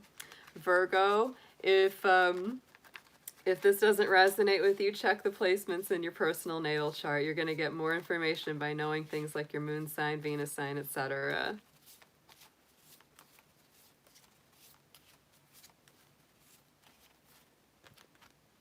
Look at that. Same as Taurus. We've got that paradisical. So you belong to paradise, Virgo. This is really, to me, saying to be super good to yourself, to really remember that you belong to the divine. You belong to something higher and brighter. You know, just the whole cornucopia of pleasure, whether it's spiritual, physical, tangible, metaphysical, doesn't matter whichever side it is. You know, a lot of the time, Virgo, you can be very self-denying in giving yourself that love or pleasure, but this is saying don't skimp on that. Don't skimp on that. And it's very important for you because, again, just like with the message for Leo, it's like you can't give to someone what you don't have for yourself.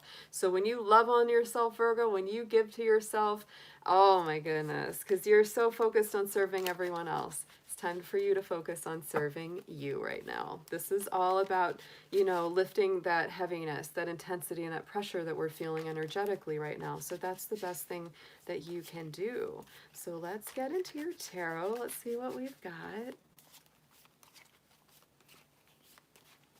Thank you, Spirit. Please show us Virgo.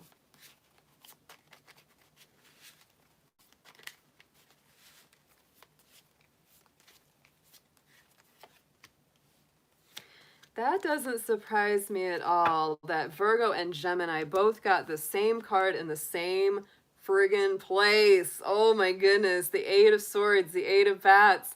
There it is. You know, for my Mercury ruled people, and you know, both Gemini and Virgo are Mercury ruled. They get into their mind, they overthink, they drive themselves crazy with thoughts. So Virgo, this is definitely about setting yourself free from that hamster wheel of doom.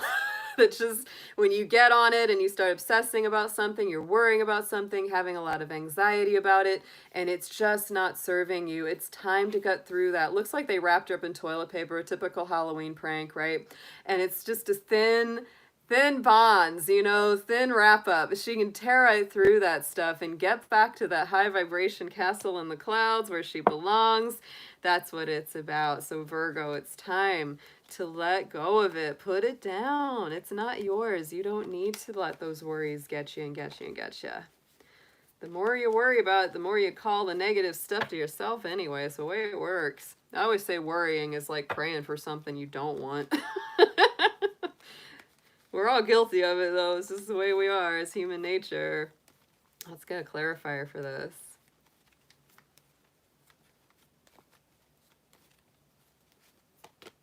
Yeah, Four of Wands, because Virgo, this is what you're worried about. And for some of y'all, it may be a concern about, where am I going to live? How am I going to, you know, make rent? How am I going to pay the mortgage? This kind of stuff is real. So instead of just letting it gnaw away at you, it's time to take that blindfold off. Look for solutions. Ask for help. You know, all of that kind of thing. Make yourself available for aid. The Four of Wands is also about our soulmates, our twin flames, because we have that 1111 present in this card. So it can also be some fears, worries, concerns, anxieties about a relationship or about a connection or a soulmated union. So this could be something that's coming up as well to be cleared and really looked at with clarity. The Hanged Man is there, so you may be feeling like you're in limbo for a little while with this, Virgo. That is a Neptune-ruled card, the Hanged Man. So it is about letting it go. It so much is. It's a little bit of a sacrifice card, turning something loose, freeing yourself, but also understanding that sometimes going through that challenging position, that uncomfortable period of time, is actually to teach you something. It's actually there to let you see something from a different perspective than you normally would. And we have the Hierophant, which I love. That card came up twice in the reading for the collective. So, you know, again, this is get close to spirit, call on the divine, because the Hierophant is our high priest or high priestess, right? This is somebody that really connects and communicates with the divine all the time. And the Hanged Man is really about going through a challenging time of life to get to some point of enlightenment. That's ultimately what it's meant to do. The Hanged Man is Odin hanging from the world tree to get to the enlightenment. That's actually what the traditional symbology in that card is. So that's what it's all about, Virgo. You know, don't cut yourself short of the lessons, but also don't beat up on yourself or criticize yourself unnecessarily. That's a big balancing point.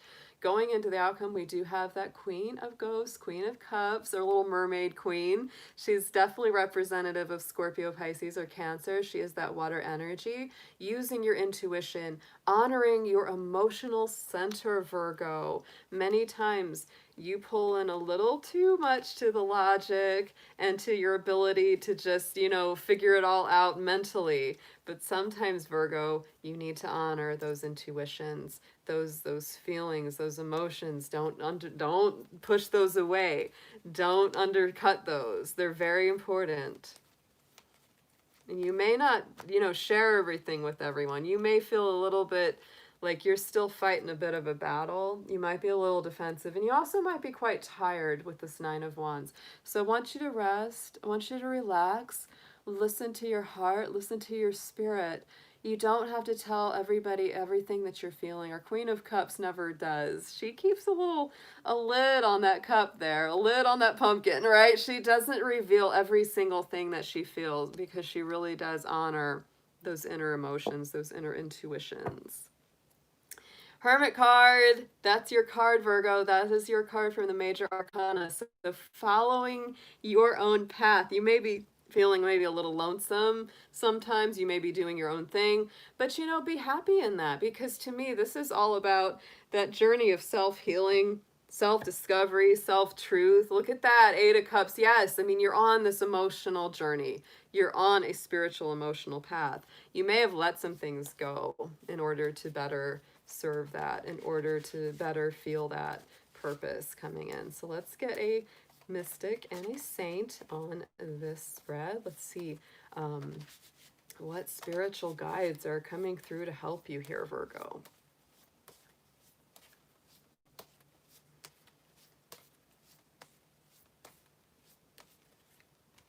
Ooh, Saint Expedite is coming through again for you. So I really like this. This is a saint that is associated, of course, as the name implies, it's about making things happen faster and more efficiently, right? So if you really feel like there's something that needs to be moved forward, something that you're really concerned about, you could pray or make a petition or do a little candle magic and invoke Saint Expedite, because he is all about immediacy, all about movement forward, taking action, making things happen. So let's get a mystic card on this for Virgo as well.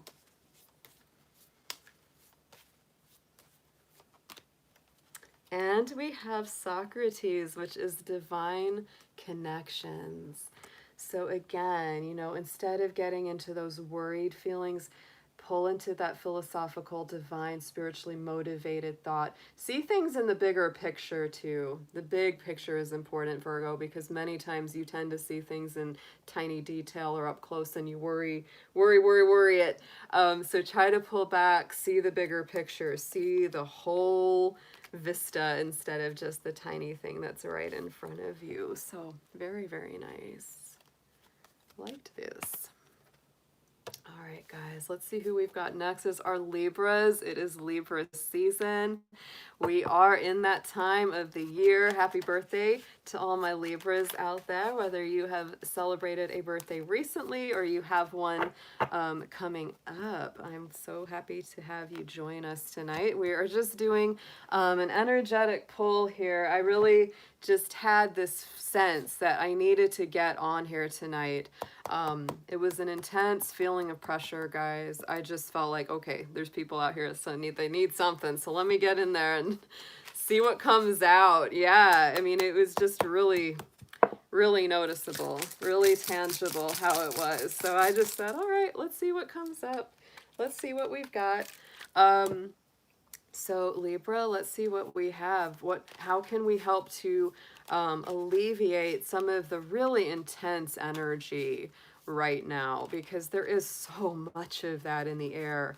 And y'all have it. Y'all really have those squares happening, hitting your energy very strongly, and also having Mars opposing your sun sign right now. So let's see what we've got for Libra, please, Spirit. Sun, Moon, Venus, Rising, and Libra. If this does not resonate with you, please do check the placements of your personal chart. You're going to get more messages that way by knowing things like your Venus sign, your moon sign, etc.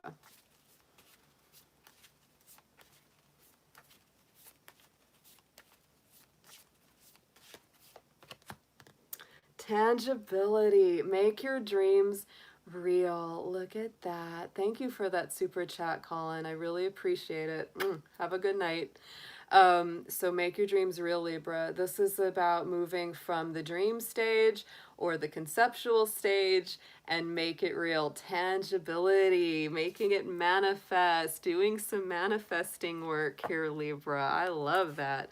All right, let's see what we got in the Halloween tarot for my Libras. So glad to have you here, Jeff. Jeff is my dragon brother out there on the Northwest Pacific coast. He's a Libra dragon. He's a Libra dragon. Very, very cool. Love to have my fellow dragon folks in here.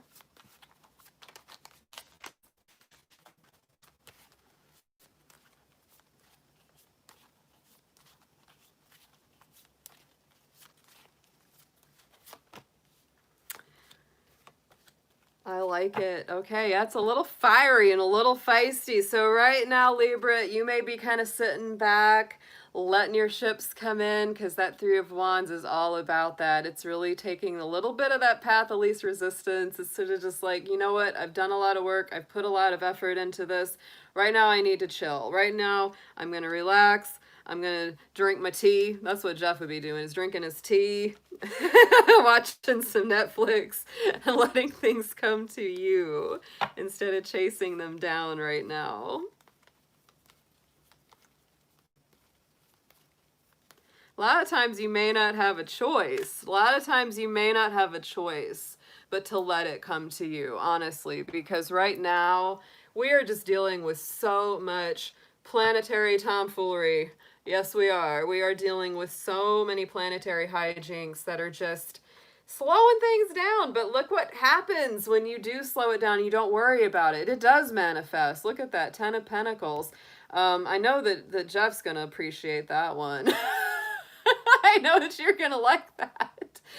Because we got that, it's like when you don't push it, when you don't stress, when you don't push the river, when you say, you know what, what's meant to me is to be mine, and what's meant to be in my life is going to come to me. Look at that Ten of Pentacles. That's the ultimate outcome. That's the great manifestation. That's everything coming full circle for you. Right here in the center, we do have the Strength card. So there is a lot of balancing work that has to be done. Little lion might have a toothache or a little thorn in his paw, and she's got to say, okay, lion, let me help you. Let me check it out. The woman in the Strength card is the symbol of spirit, right? A symbol of our human spirit. And the lion is us, is our our human incarnation. And so, we have that spiritual side, which is untouchable, but we have this very human side, which gets worried and anxious, and it hurts and it falls down and things happen to it.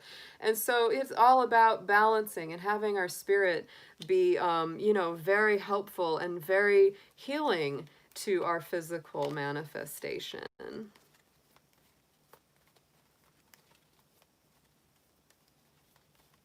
It's also Leo energy. For any of my Libras out there that may be working with a Leo or have Leo in your chart, is a Leo energy. So the High Priestess is there on top of that. Very strong symbol of spirit. We got spirit and spirit here again. To me, the High Priestess is all about really having an understanding of the spiritual mysteries, the divine order, divine timing. And that may be part of it that's playing into this as well. Because manifestation and tangibility is very much the key for you, Libra, but the way that you manifest it is the thing. It's the thing, right? Because right now things aren't moving the same as we would like them to be. They're moving a lot slower than we would like. You might get a little tension about this. You might get a little frustrated. The Five of Wands is very much about that inner conflict, very much about that inner battle that you may be facing. That is the classic tussle card. But I don't always dislike the Five of Wands, because to me it's also about the spark. It's about the spark. It's about the movement. So after you do a little relaxing, after you get, really straight inside your spiritual life, and you really have a good sense of what motivates you and how to balance those two sides of yourself, it's like that fire, that spark really starts to come up. Yeah, and you're ready for the adventure. You're ready for something new. For a lot of my Libras, I get the sense that something right now is concluding. Whether it's an energetic pattern, that's a little bit more ephemeral and a little bit harder to quantify, or if it's really something very concrete, like the end of a job, or the beginning of a job, or the end of a relationship, or the beginning of a relationship, something like that. It's like, I feel like, with that Ten of Pentacles, something's coming full circle. And then by the outcome of this, it's like something new is opening up. Something new, something that gets you kicking again, something that gets you excited again. That's what I really feel from this. So let's get a couple cards from the Saints and Mystics. Let's see who comes out here as spiritual assistants for our Libras.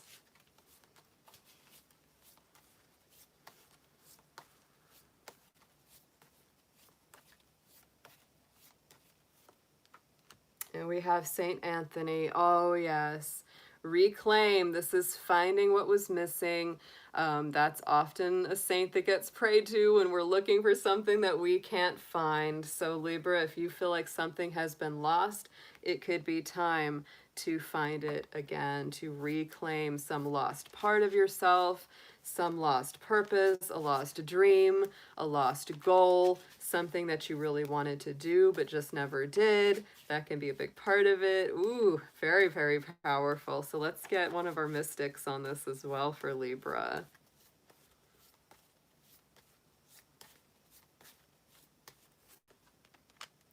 And we have William Blake coming out again for you. There's our creative channel. So this could definitely be messages from beyond that point you to things about yourself that you're wanting to reclaim, or that it's time for you to reclaim, even if you're not completely consciously aware of it. It could be something that is deep in your spirit going on. Ooh, for my Libras. I do. I feel like something's coming very full circle, and then you come back. It's like it's a cycles that are ending, and then something very new beginning, because you're reclaiming part of yourself that may have been lost or forgotten for a while, or for a long while. Yeah. Whew. These readings are I mean, they're short, but they're good. They're really good. All right, so let's get into our next sign. Let's tap these cards with the selenite. Anytime you want to clear your cards and you want to do it quickly, you can hit them with the selenite wand. It really does help. And I always like to clear my cards between readings, and then if you want to do it quickly. Oh, you're welcome, Yuyi. Aw, it's so good to see you. You're so welcome. So let's burn a little bit of our sweetgrass here. We're thinking of you, Amber, when we burn stuff. Oh, I think Amber should be the patron saint of lighting fires. And we're going into the perfect moment for her, because now it's time for our Scorpios. Oh my goodness, I wish her and Jacqueline were here. But let's get into Scorpio. Scorpio, of course, you are one of the most intense of the signs. We're going to have a Mercury retrograde starting in 3 days, and it is going to be Mercury retrograde in Scorpio. So definitely looking towards for some deep dives, some deep emotional reveals, and powerful things coming to the surface. It's going to be intense. It's going to be intense, y'all. Not gonna lie, it's gonna be intense. So Scorpio, let's see what you've got. You guys are some of the most intense, powerful folks I know. And these readings are all about how to deal with the pressure and the intensity that we are experiencing right now on the planet. So let's see what we've got. Scorpio, Sun, Moon, Venus, Rising. And if this doesn't resonate with you, Scorpio, please do check the placements in the rest of your chart. Moon sign, Venus sign, etc. You will get more messages out of this or any reader that you watch on YouTube knowing that info.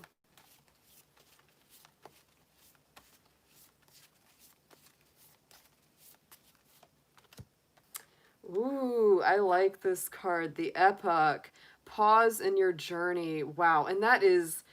Ooh, that's heavy. That's heavy, intense imagery with the guy being split down the center. Oh, my word. Wow, Scorpio. So this may be a time where you really need to pause. You really need to take a little bit of a break. It's a bit of that kind of Four of Swords energy where, you know, you've been going through a hard, long battle.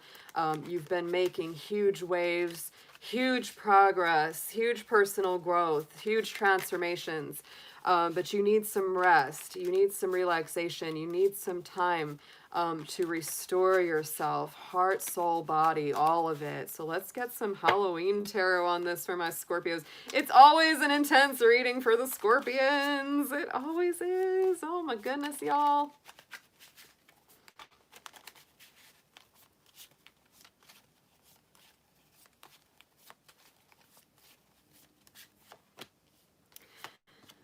Oh, good cards. Good cards. Coming from our Queen of Pentacles. So Scorpio, yeah. Get rooted. Get solid within yourself. This is Capricorn, Taurus, Virgo energy. And, you know, your ruling planet, Pluto, just went direct in the sign of Capricorn. So you're actually moving forward in a very positive direction. In my opinion, there's a lot of things that are starting to come full circle, things that are starting to move forward again for my Scorpios. But right now, connected to Mother Earth. Get connected to your pets, get connected to your animals. Our Queen of Pentacles always has her bunny rabbit, and in this particular card, she also has her little black cat. So, you know, get connected to those animal friends, because they really help us to step out of our worried, overthinking mind, because they're always in the now. They're always right there with us.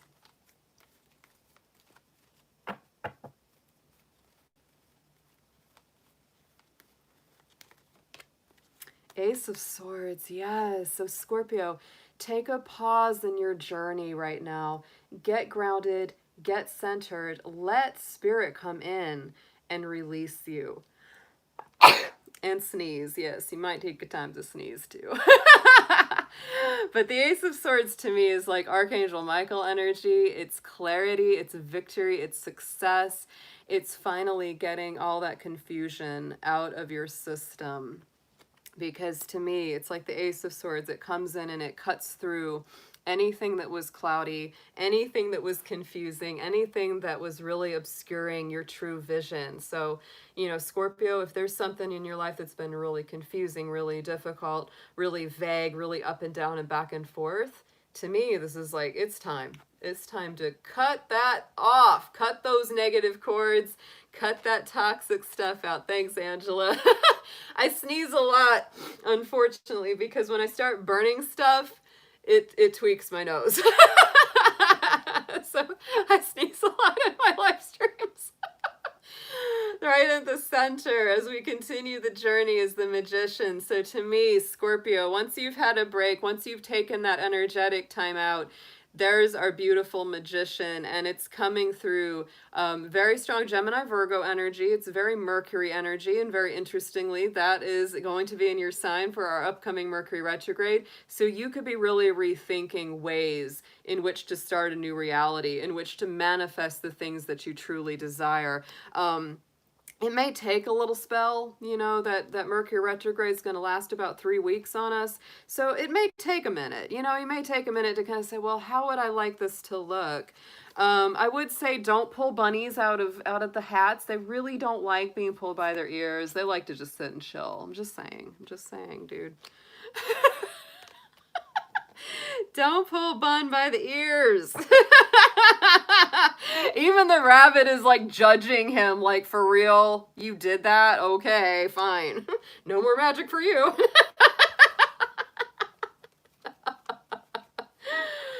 Be nice to your bunny. Be nice to your bunny. But this is all about manifesting a new reality here, Scorpio. And even if it takes a minute as you work through that Mercury retrograde in your sign, I think it is definitely coming. So let's get a clarifier on that fella.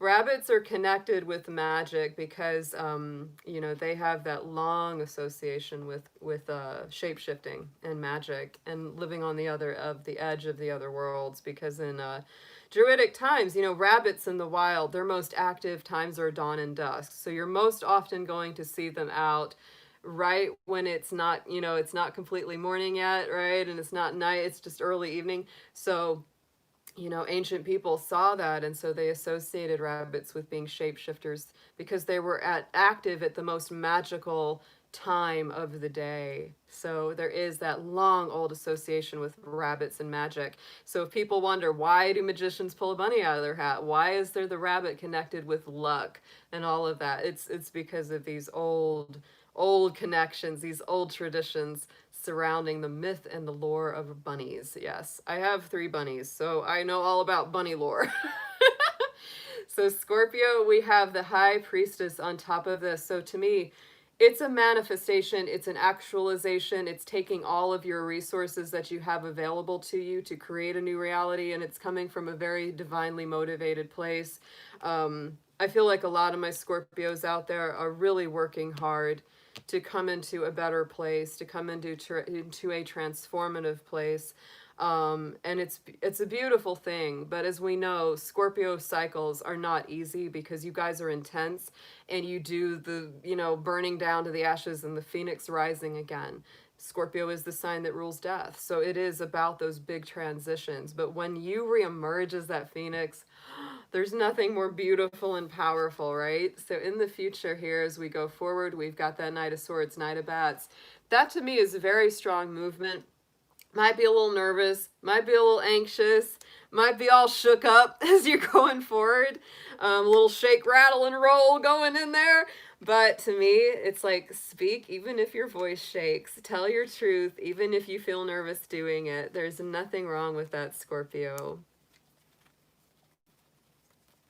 And if you need communication, if you need closure, oh yeah, we got Knight of Wands on top of the Knight of Swords. Oh, my Scorpios, yes, you are moving forward with this. You may need some closure, you may need some good communication, because the Knight of Wands is Sag energy. It's a truth-telling kind of energy. It gets what it wants.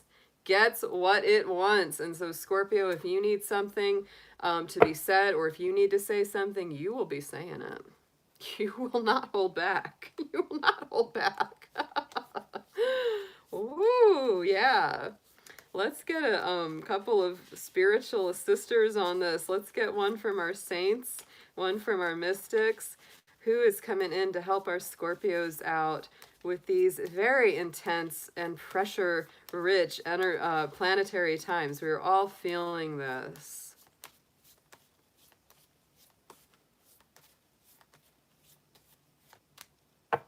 Look at that. Ooh, Saint Valentine. For a lot of my Scorpios, this could be about a love situation, a relationship situation, getting closer to that feeling of divine love, and really wanting that to be on a higher level, really wanting love and relationships to take it up to the next level here. Let's see what we've got from the mystics.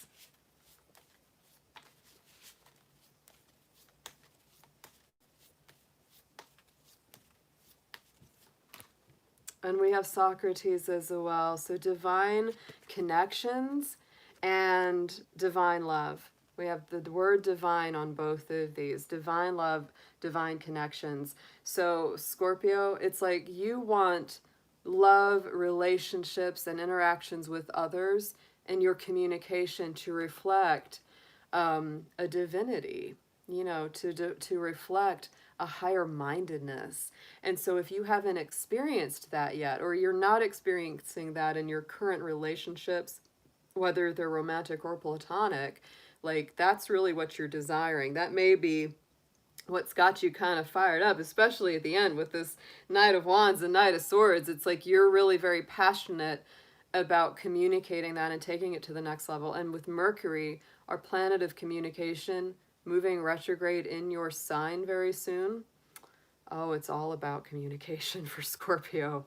And these two are helping you. Reach out to Saint Valentine, reach out to Socrates. These are both divine guidance that are coming through for you.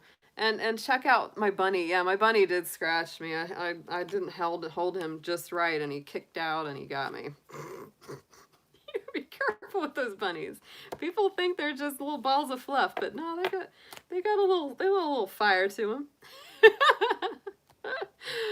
All right, Scorpio, this was a beautiful read for you. Intense, as we kind of figured it would be. It was intense, but let's see what comes up for our next sign. Let's clear the energies here.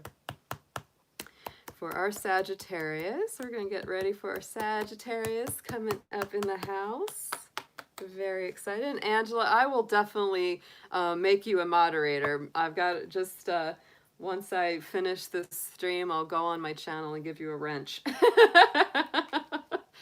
So in all of my future lives, you will have that ability to moderate or kick people off if they cause us any trouble. Yes, well, thank you, hon. You're very welcome. I appreciate your help tonight.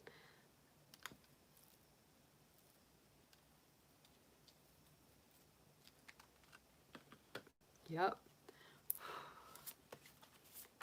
All right, Sagittarius, our little archers.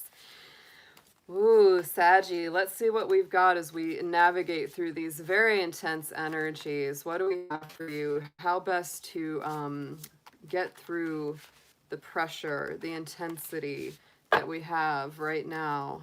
That was why I jumped on this, because there is some heavy energy afoot going on in the air. Sun, Moon, Venus, rising Sagittarius. And if this doesn't resonate with you, Sag, please check the placements of your personal natal chart. You will get more messages out of this than any reading by knowing things like your moon sign, Venus sign, etc. Spirit, please, let's see what we have for our Sagittarius out there.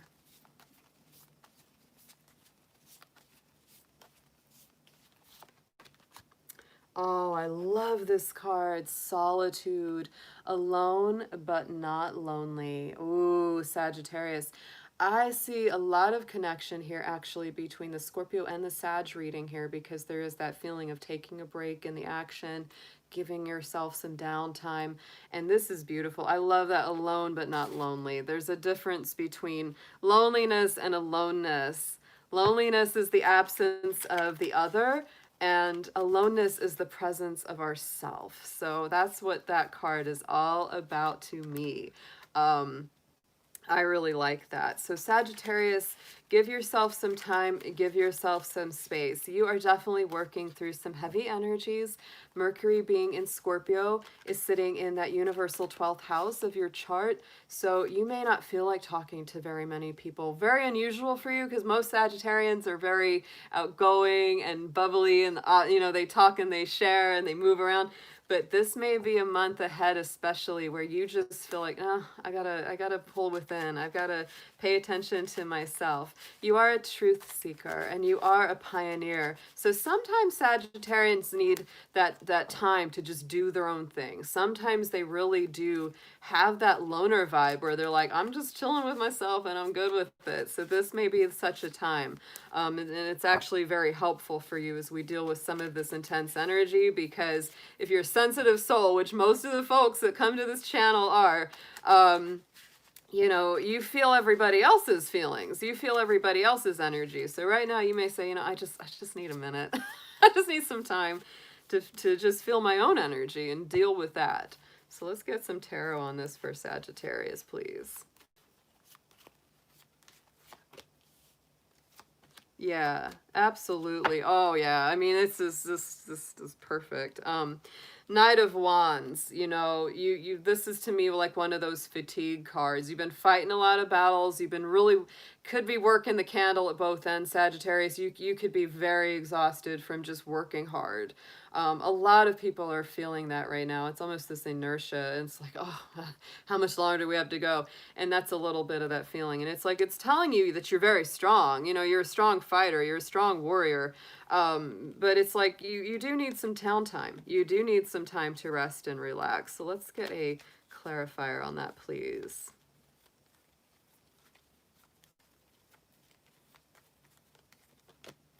Page of Cups, yes. And the people that you interact with right now, they need to be gentle. They need to be soft.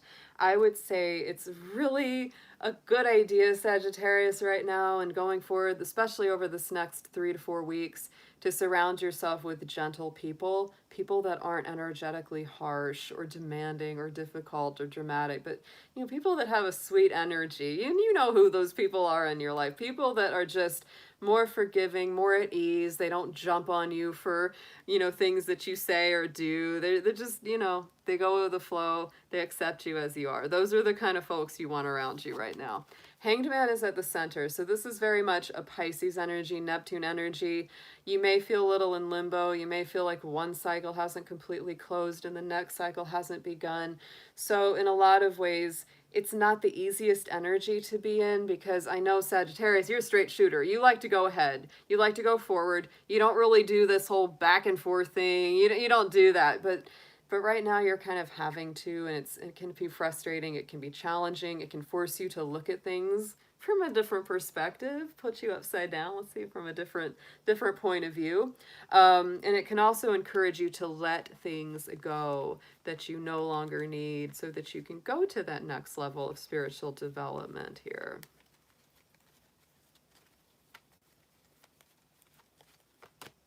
And Five of Wands. Yeah, a lot of my Saggies, you're not going to be cool with this.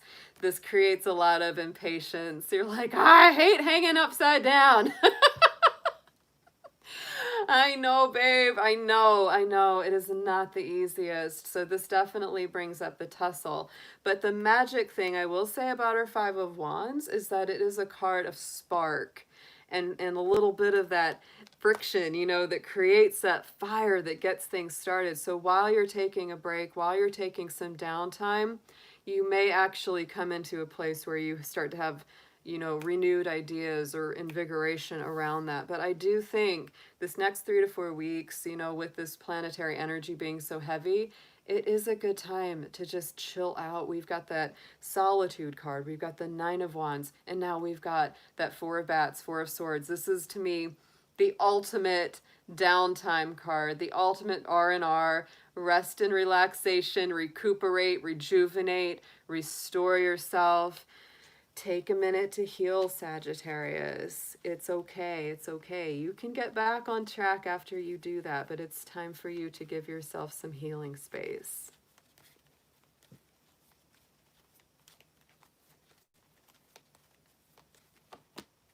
And look at that, restoring your strength, restoring your spiritual, physical balance. So for those of you, if you've been going through either an illness or an injury you've been recovering from, it is definitely time to heal the physical body. And if you've gone through a difficult emotional time, it's time to heal the soul and the heart. Aww. Oh, my Saggies, don't worry. You'll be back on top again. Look at that 10 of Cups, 10 of Ghosts at the bottom. You guys have that Jupiter rulership, you know, but it's not been easy. Look at that Knight of Swords on the bottom there. That's what you need the healing from, because you've been going through some stuff. But Sag, you are Jupiter ruled. You're naturally lucky. Even if you're down to your last dime, your last drop of energy, you have just that gift on your side that helps you to restore. So let's get a couple of spirit guides on this. Let's get one from the saints and one from the mystics for Sagittarius.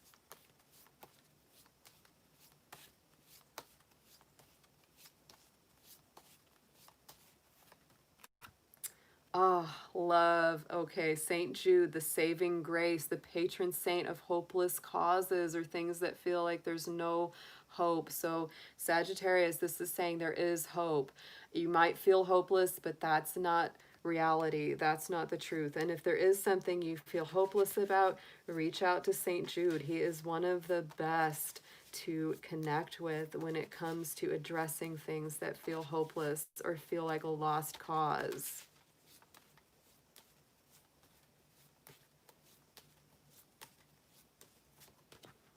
And we have Emanuel Swedenborg, a famous spiritualist from our Mystics deck. So to me, this is beautiful. This is definitely a connection with the spirit world and your own divinity, and realizing that nothing is hopeless, right? Nothing is without hope.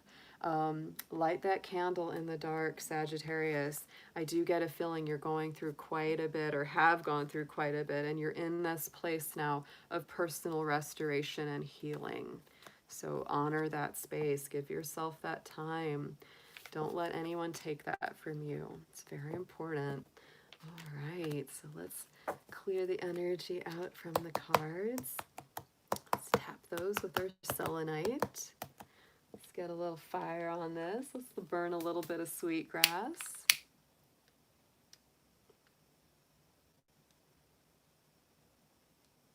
Feels good. So we're getting ready for our Capricorns.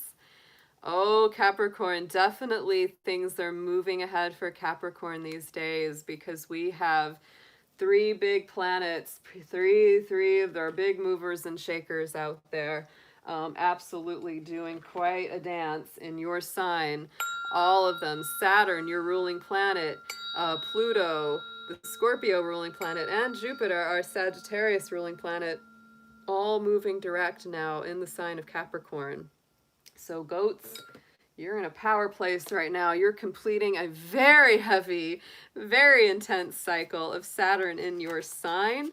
So for all my Capricorns, if you've been really feeling that heaviness, oh, just give it a little longer. I know you're getting ready to really break free of some tough energies, and that's what this reading is all about. That's what these readings are for. I jumped on here because I just felt that there was a lot of intensity, a lot of very, very strong pressure that people are feeling.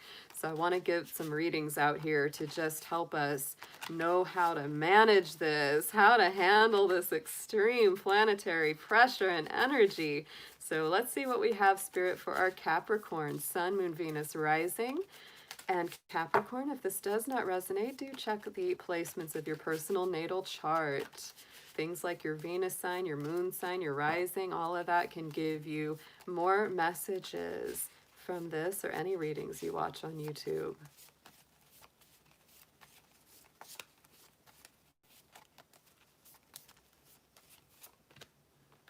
Oh, yes, euphoria.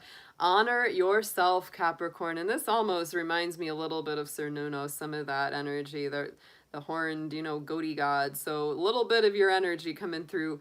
But euphoria, of course, is joy, is bliss. It's a state of transcendence. And that comes about when you honor yourself, Capricorn.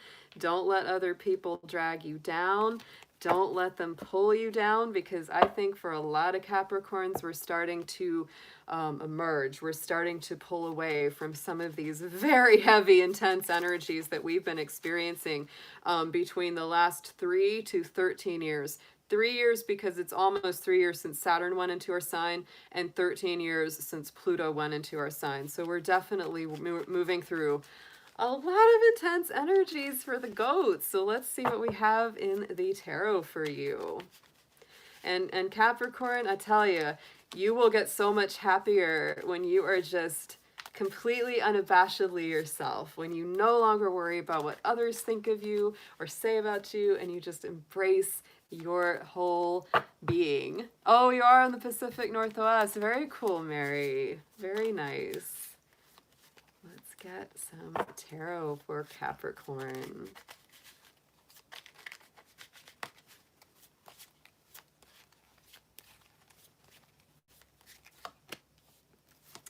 Yep, we got that building energy. Yes, we do.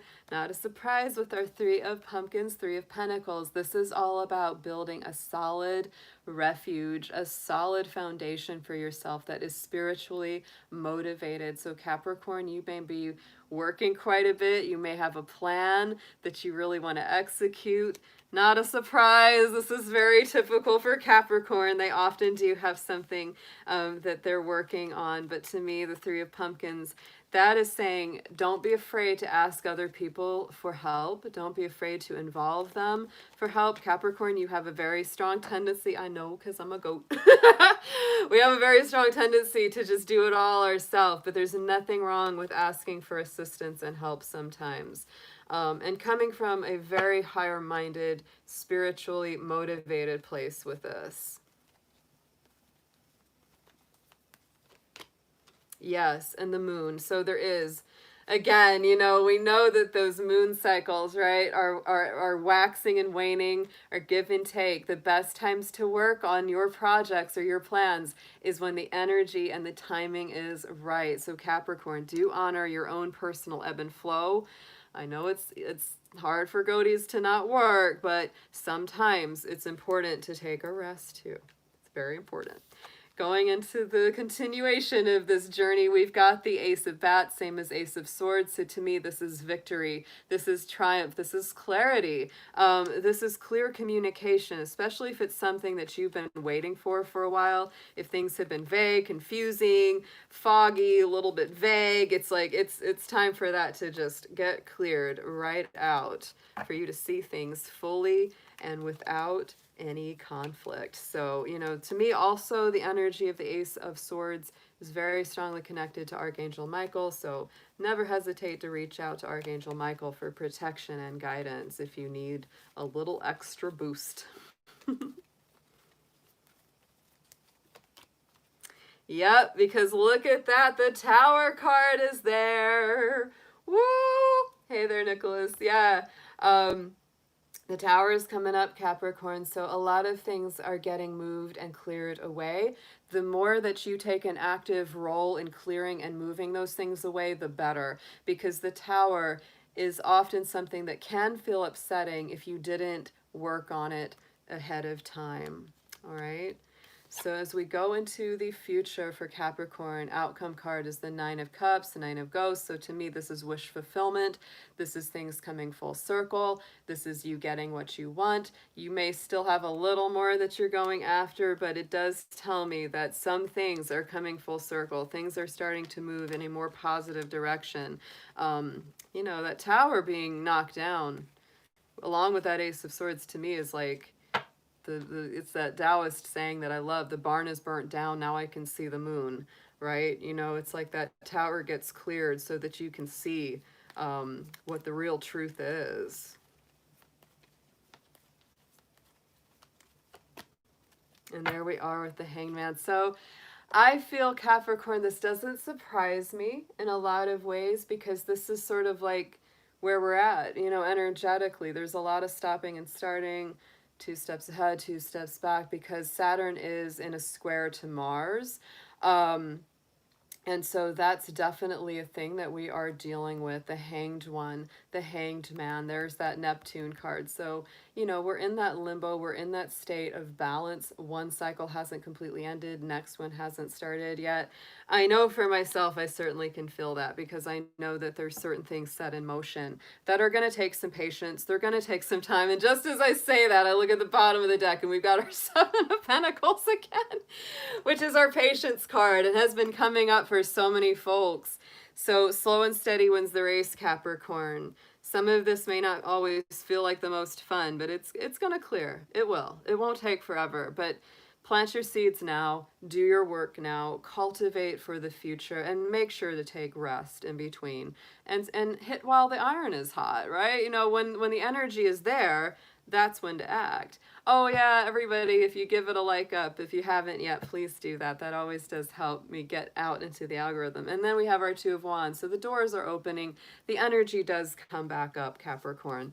There's just a lot of movement. There's a lot of movement that has to happen, you know, to get us where we need to be. And some of it is a little more understated. Some of it's a lot more subconscious than we may realize. But out of it all, remember to honor yourself, be yourself. That's what's going to lead to your happiness, ultimately. So let's get some spirit guides on this for our Capricorns. Let's see what we have from our saints and mystics.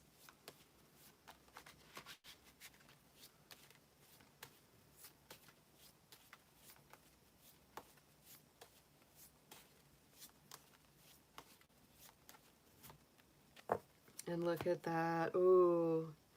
Look at that. Saint Martin Caballero is the sacred spiritual pilgrimage. So Capricorn, to me, this says you're definitely on a spiritual journey. You're on a path that brings you more enlightenment and awareness. I really love that. So Capricorn, be aware that you are on that spiritual pilgrimage. And it also may be time to visit, revisit, you know, think about something or go back to a place that gave you spiritual or creative inspiration in the past. That may be very important for you right now. Or you may be revisiting elements from your past just as a point of what you're doing, you know, without even trying. It's like you might go, oh, wow, I haven't thought about that in a minute, or I haven't listened to that music in a while. You know, things that just really plug you back into your own spiritual awareness. Ooh, and we have Isaac Newton for our mystics. So very, very nice. A card of discovery, innovation, invention, trying things that haven't been tried. So Capricorn, this is a definite time of discovery, awareness. There is some rebirth to this, right? It's like you may be finding all new ways to do things. If one way of doing something hasn't worked out, you may try something completely new. But be open to that. Be open to inventiveness. Be open to other people that may have a different perspective or a different way of getting something done than you. Because if the way you've been doing it hadn't been working, that's a good idea. Good idea. Good advice for us goats. He says you can't teach old goats new tricks. I'm telling you. Yes, yes. All right. Let's get into our Aquarius now. See what we have for them. On best how to handle these intense energies that we have coming through. Let's see what we have for Aquarius, Spirit, Sun, Moon, Venus, Rising. And Aquarius, if this does not resonate, check the personal placements of your natal chart. You will often get more messages from these readings that way.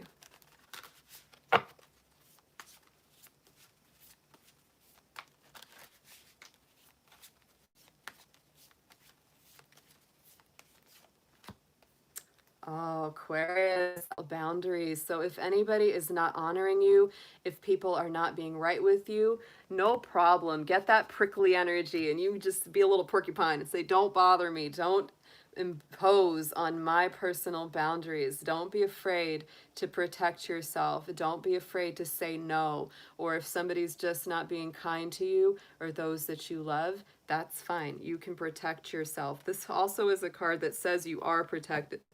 Spiritually, divinely, they are watching out for you. And so you can do that work. You can do that self-protection because they will help you with that. So let's get into the tarot. Let's see what we have for our Aquarius.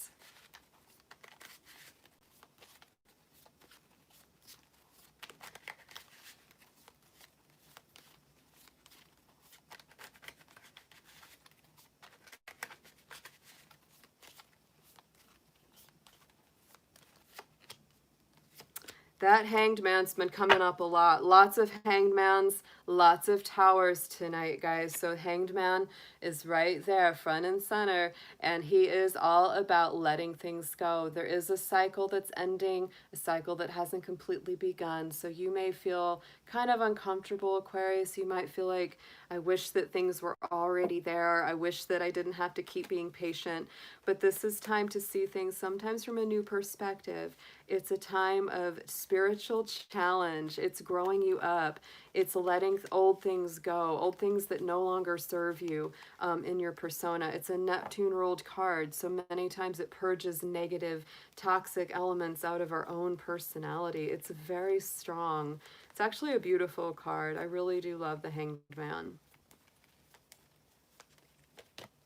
And on top is our King of Pentacles. So really it is a process of connecting you back to your power, getting you stronger, getting you more mature. Our King of Pentacles is Taurus, Capricorn, and Virgo. So it is really helping you to grow up, to get, you know, to that next level of spiritual development and awareness. We've got the 10 of Wands. So to me, that is the end of an intense, burdensome cycle. A lot of what's happening right now, you're really feeling it because Saturn moving through Capricorn, all that Capricorn energy is sitting in your universal 12th house, Aquarius. So that is very heavy energy. I'm an Aquarius rising, so I know those planets are sitting in my personal 12th house, and it has not been easy, y'all.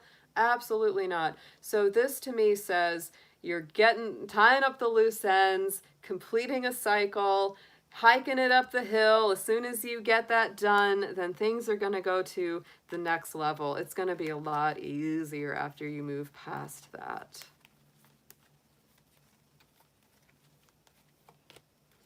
And the Three of Pentacles came up just like it did for our Capricorns, because to me, this is about building. It's about learning, coming from a spiritual foundation, creating a refuge, a safe haven for yourself, letting people who are older and wiser and have more information about something to guide you as you complete these cycles.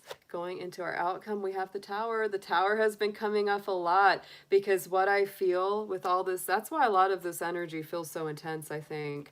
It really answers a lot of my personal questions about why the energy was feeling so intense today. And I think it's because those towers are shaking. Those old constructs are moving. And Aquarius, even though it's not technically an Aquarius card, it's actually a Mars ruled card, I always feel a little bit of your energy with the Tower because we've got that lightning bolt there. And Aquarius, you are an electric sign. You are made to shake up the structure and shake people out of their torpor, right? You know, just their unenlightened mind. You're there to wake them up. And so that's what I feel a lot of this is awakenings, and they're not always easy, right?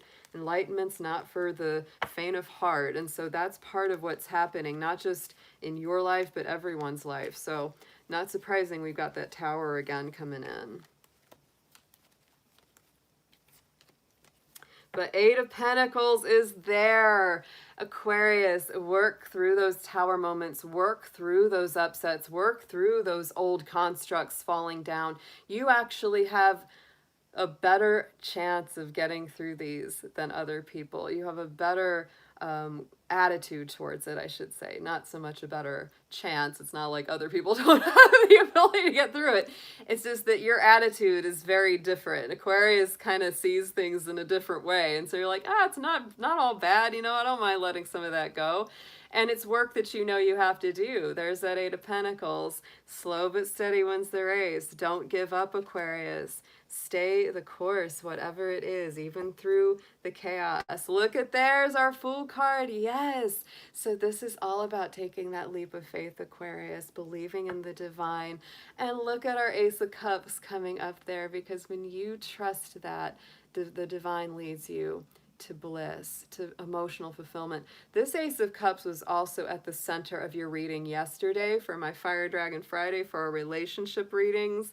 Just saying, Aquarius, I do feel like Spirit is really blessing you guys these days quite a lot, whether you feel it or not. It's right there. It's right there. So let's get some spiritual guidance from some saints and mystics. Let's see who is coming in to assist you from the spirit world, Aquarius.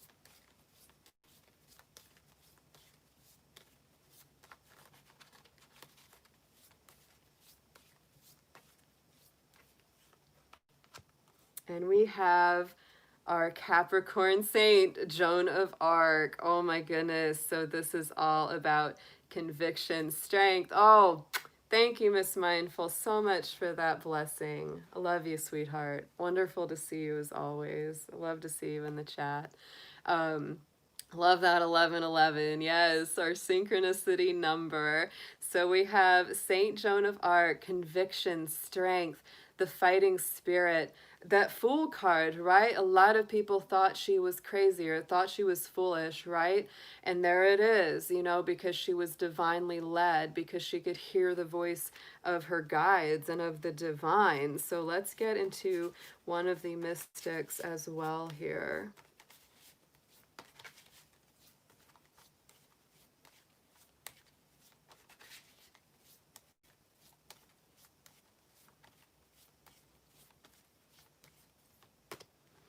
Look at that, and we've got Isaac Newton coming up for you as well. We also had Capricorn had this too. There is some big connection between Capricorn and Aquarius right now because of the shift from Saturn is moving from Capricorn to Aquarius at the end of this year. So there's definitely some connection. But yes, there he is again. And this is about discovery. This is about innovation and inventiveness. And Aquarius, you are a sign of innovation and the future and trying the untried. So this is to me, you really working to try new ways to go forward with your plans, doing things you haven't done before, asking for help from people that might have a very different perspective than you, to get, you know, that alternate side. So many of us have this Tower and this Hanged Man right now. It's just wild. And to me, it speaks volumes. It speaks volumes about the energy that we are in right now. It really does. Because a lot of us feel kind of stuck. We feel in that limbo like the Hanged Man. And then a lot of us feel, you know, those old constructs coming down. And even if that's difficult, guys, even if it's painful at times, it really is meant for our freedom and our liberation. All right, so let's get our last but certainly not least sign of the evening. That will be our Pisces. Yay, fishies. How are all the Pisces out there? I hope you guys are doing great tonight. It was raining so much. It has been a dark and stormy night here. So I feel like I might be swimming before long. All right, Pisces. This is all about how to navigate these intense energies, because it is very heavy, very intense right now. Having a little bit of maybe a lot of folks having that dark night of the soul. So this is all about how best to get through some of this energy. Pisces, Sun, Moon, Venus, rising. And Pisces, if this doesn't resonate, as always, please check the placements on your natal chart. It's going to give you more information. If you know your Venus sign, moon sign, rising, etc., you'll get more messages out of this than any reading you watch.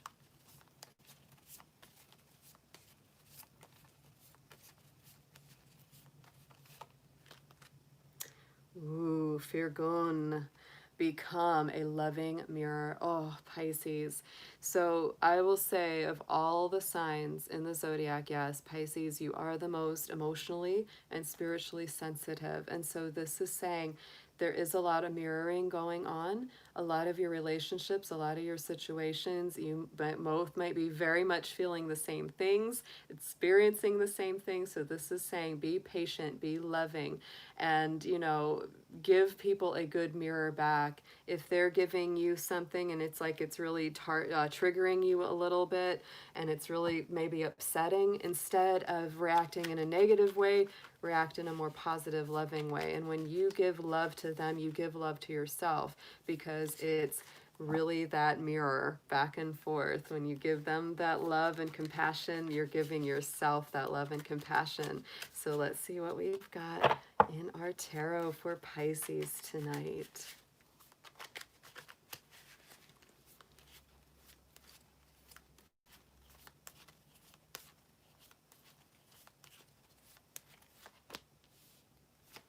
Ooh, very different cards, but not entirely. Okay. I knew we were getting away from that tower that quick. So Pisces, we do have the Judgment card. So there is that Scorpio energy. That is the Pluto ruled card. To me, the Judgment card is the higher vibration of the Death card, whereas the Death is the actual transition, transformation. The Judgment is all about the resurrection, the rebirth, the restoration, the healing, the coming back to life. So it's actually a very positive card. It's definitely a phoenix from the ashes card. And there's parts of yourself, Pisces, that you feel like are going to the next level, or ascending and rising higher.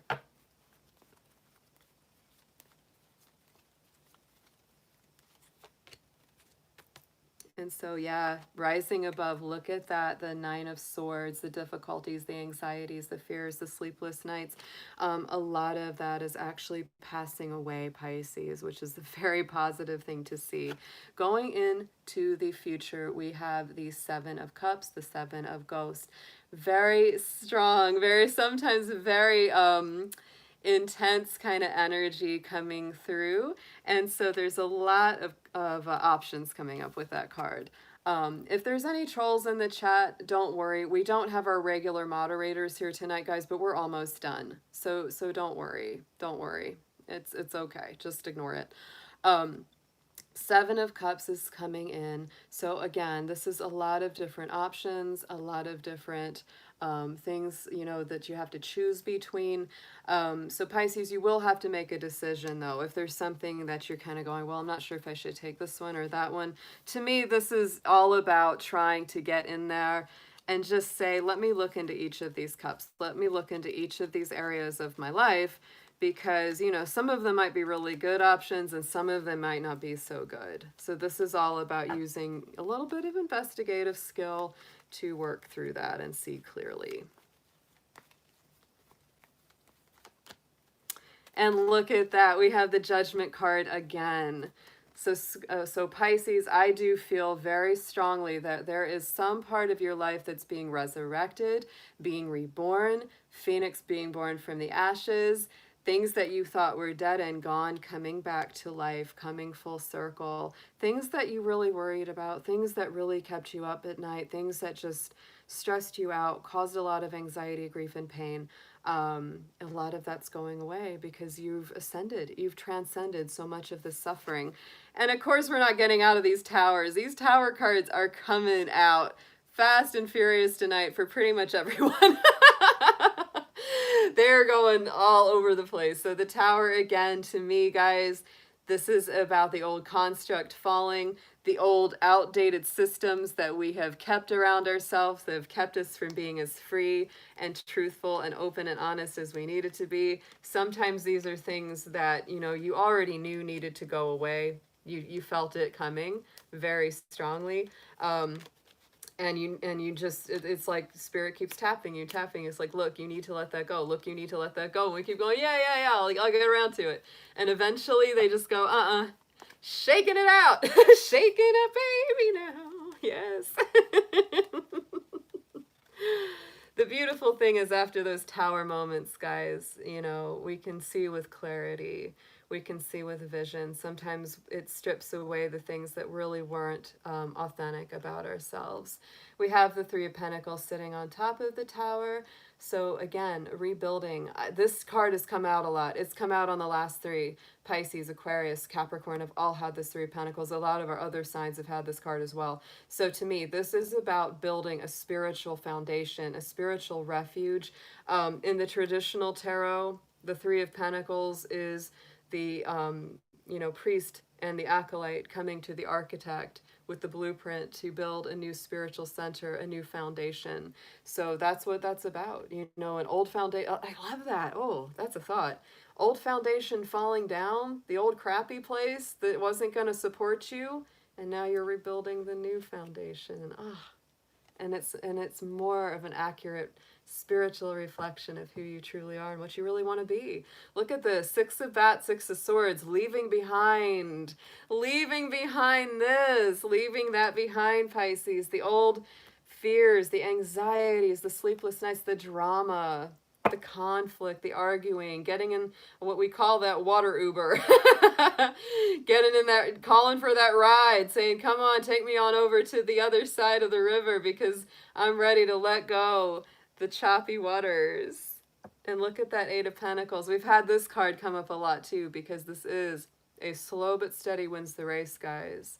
We are in a slow process, but it is a process. It's not stagnant, it's not stuck, it's just moving a little slower than what we are used to right now. So let's get into our Saints and Mystics, Pisces. Let's pull, I've got two different decks here. They're part of the same deck, the Saints and Mystics. But let's get some spiritual guides on this for our Pisces folks. Who is coming in to help you out through all these intense energies we're navigating?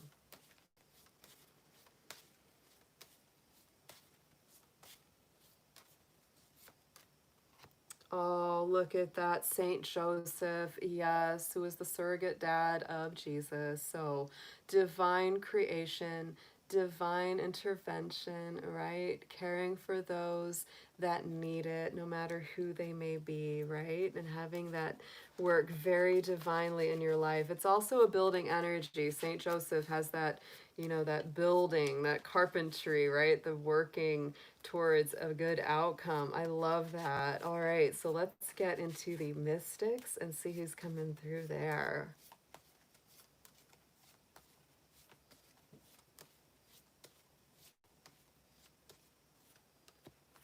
And Emmanuel is coming up again. Emmanuel Swedenborg, our spiritualist. I'm going to read just a little bit more about him because a lot of folks, don't always know as much about some of these cards, but these are all really cool. So he was an 18th century Swedish scientist, inventor, philosopher, poet, and mystic whose reputation impressed many families of Sweden and other noted inventors of his time.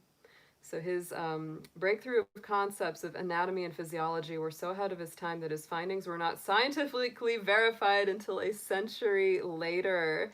So this is all about taking suppressed emotions and raising them to the surface, allowing us to completely work through their energy in order for their release and to allow real soul work to begin, amplifying the soul star, crown, and third eye chakras. This is great messages for you, Pisces. This is exactly what I was saying. One of his quotes here, love consists in desiring to give what is our own to another and feeling their delight as if it is our own. That was one of his quotes. And just like I said, we have that mirror card. So be a loving mirror, right? If you feel somebody's going through a very similar pain to you, when you're compassionate and loving to them, you're really being compassionate and loving to yourself as well. So beautiful readings tonight. I definitely feel better. I do. I feel much better after having done those and looked through some of this stuff. Very common themes that we're running through here. We had a lot of Towers. We had a lot of Hanged Man. We had a lot of Seven of Pentacles, Eight of Pentacles. So definitely patience. There's a lot of things that are shaking and waking us up. Oh my goodness, folks. So I'm going to take off. I'm going to go get something to eat. I hope you guys have a rest of your dark and stormy night. I hope you enjoy it, and I will be back very, very soon. I may be jumping on to do a little bit of a live on our Mercury Retrograde evening on the 13th. And I'll also will be, of course, doing our Fire Dragon Friday on our coming Friday next week. So hope you have a wonderful evening, and I will talk to you soon. Thank you so much. You're welcome, Angela, and I will be making you a moderator. Thanks so much for your help, sweetheart. Have a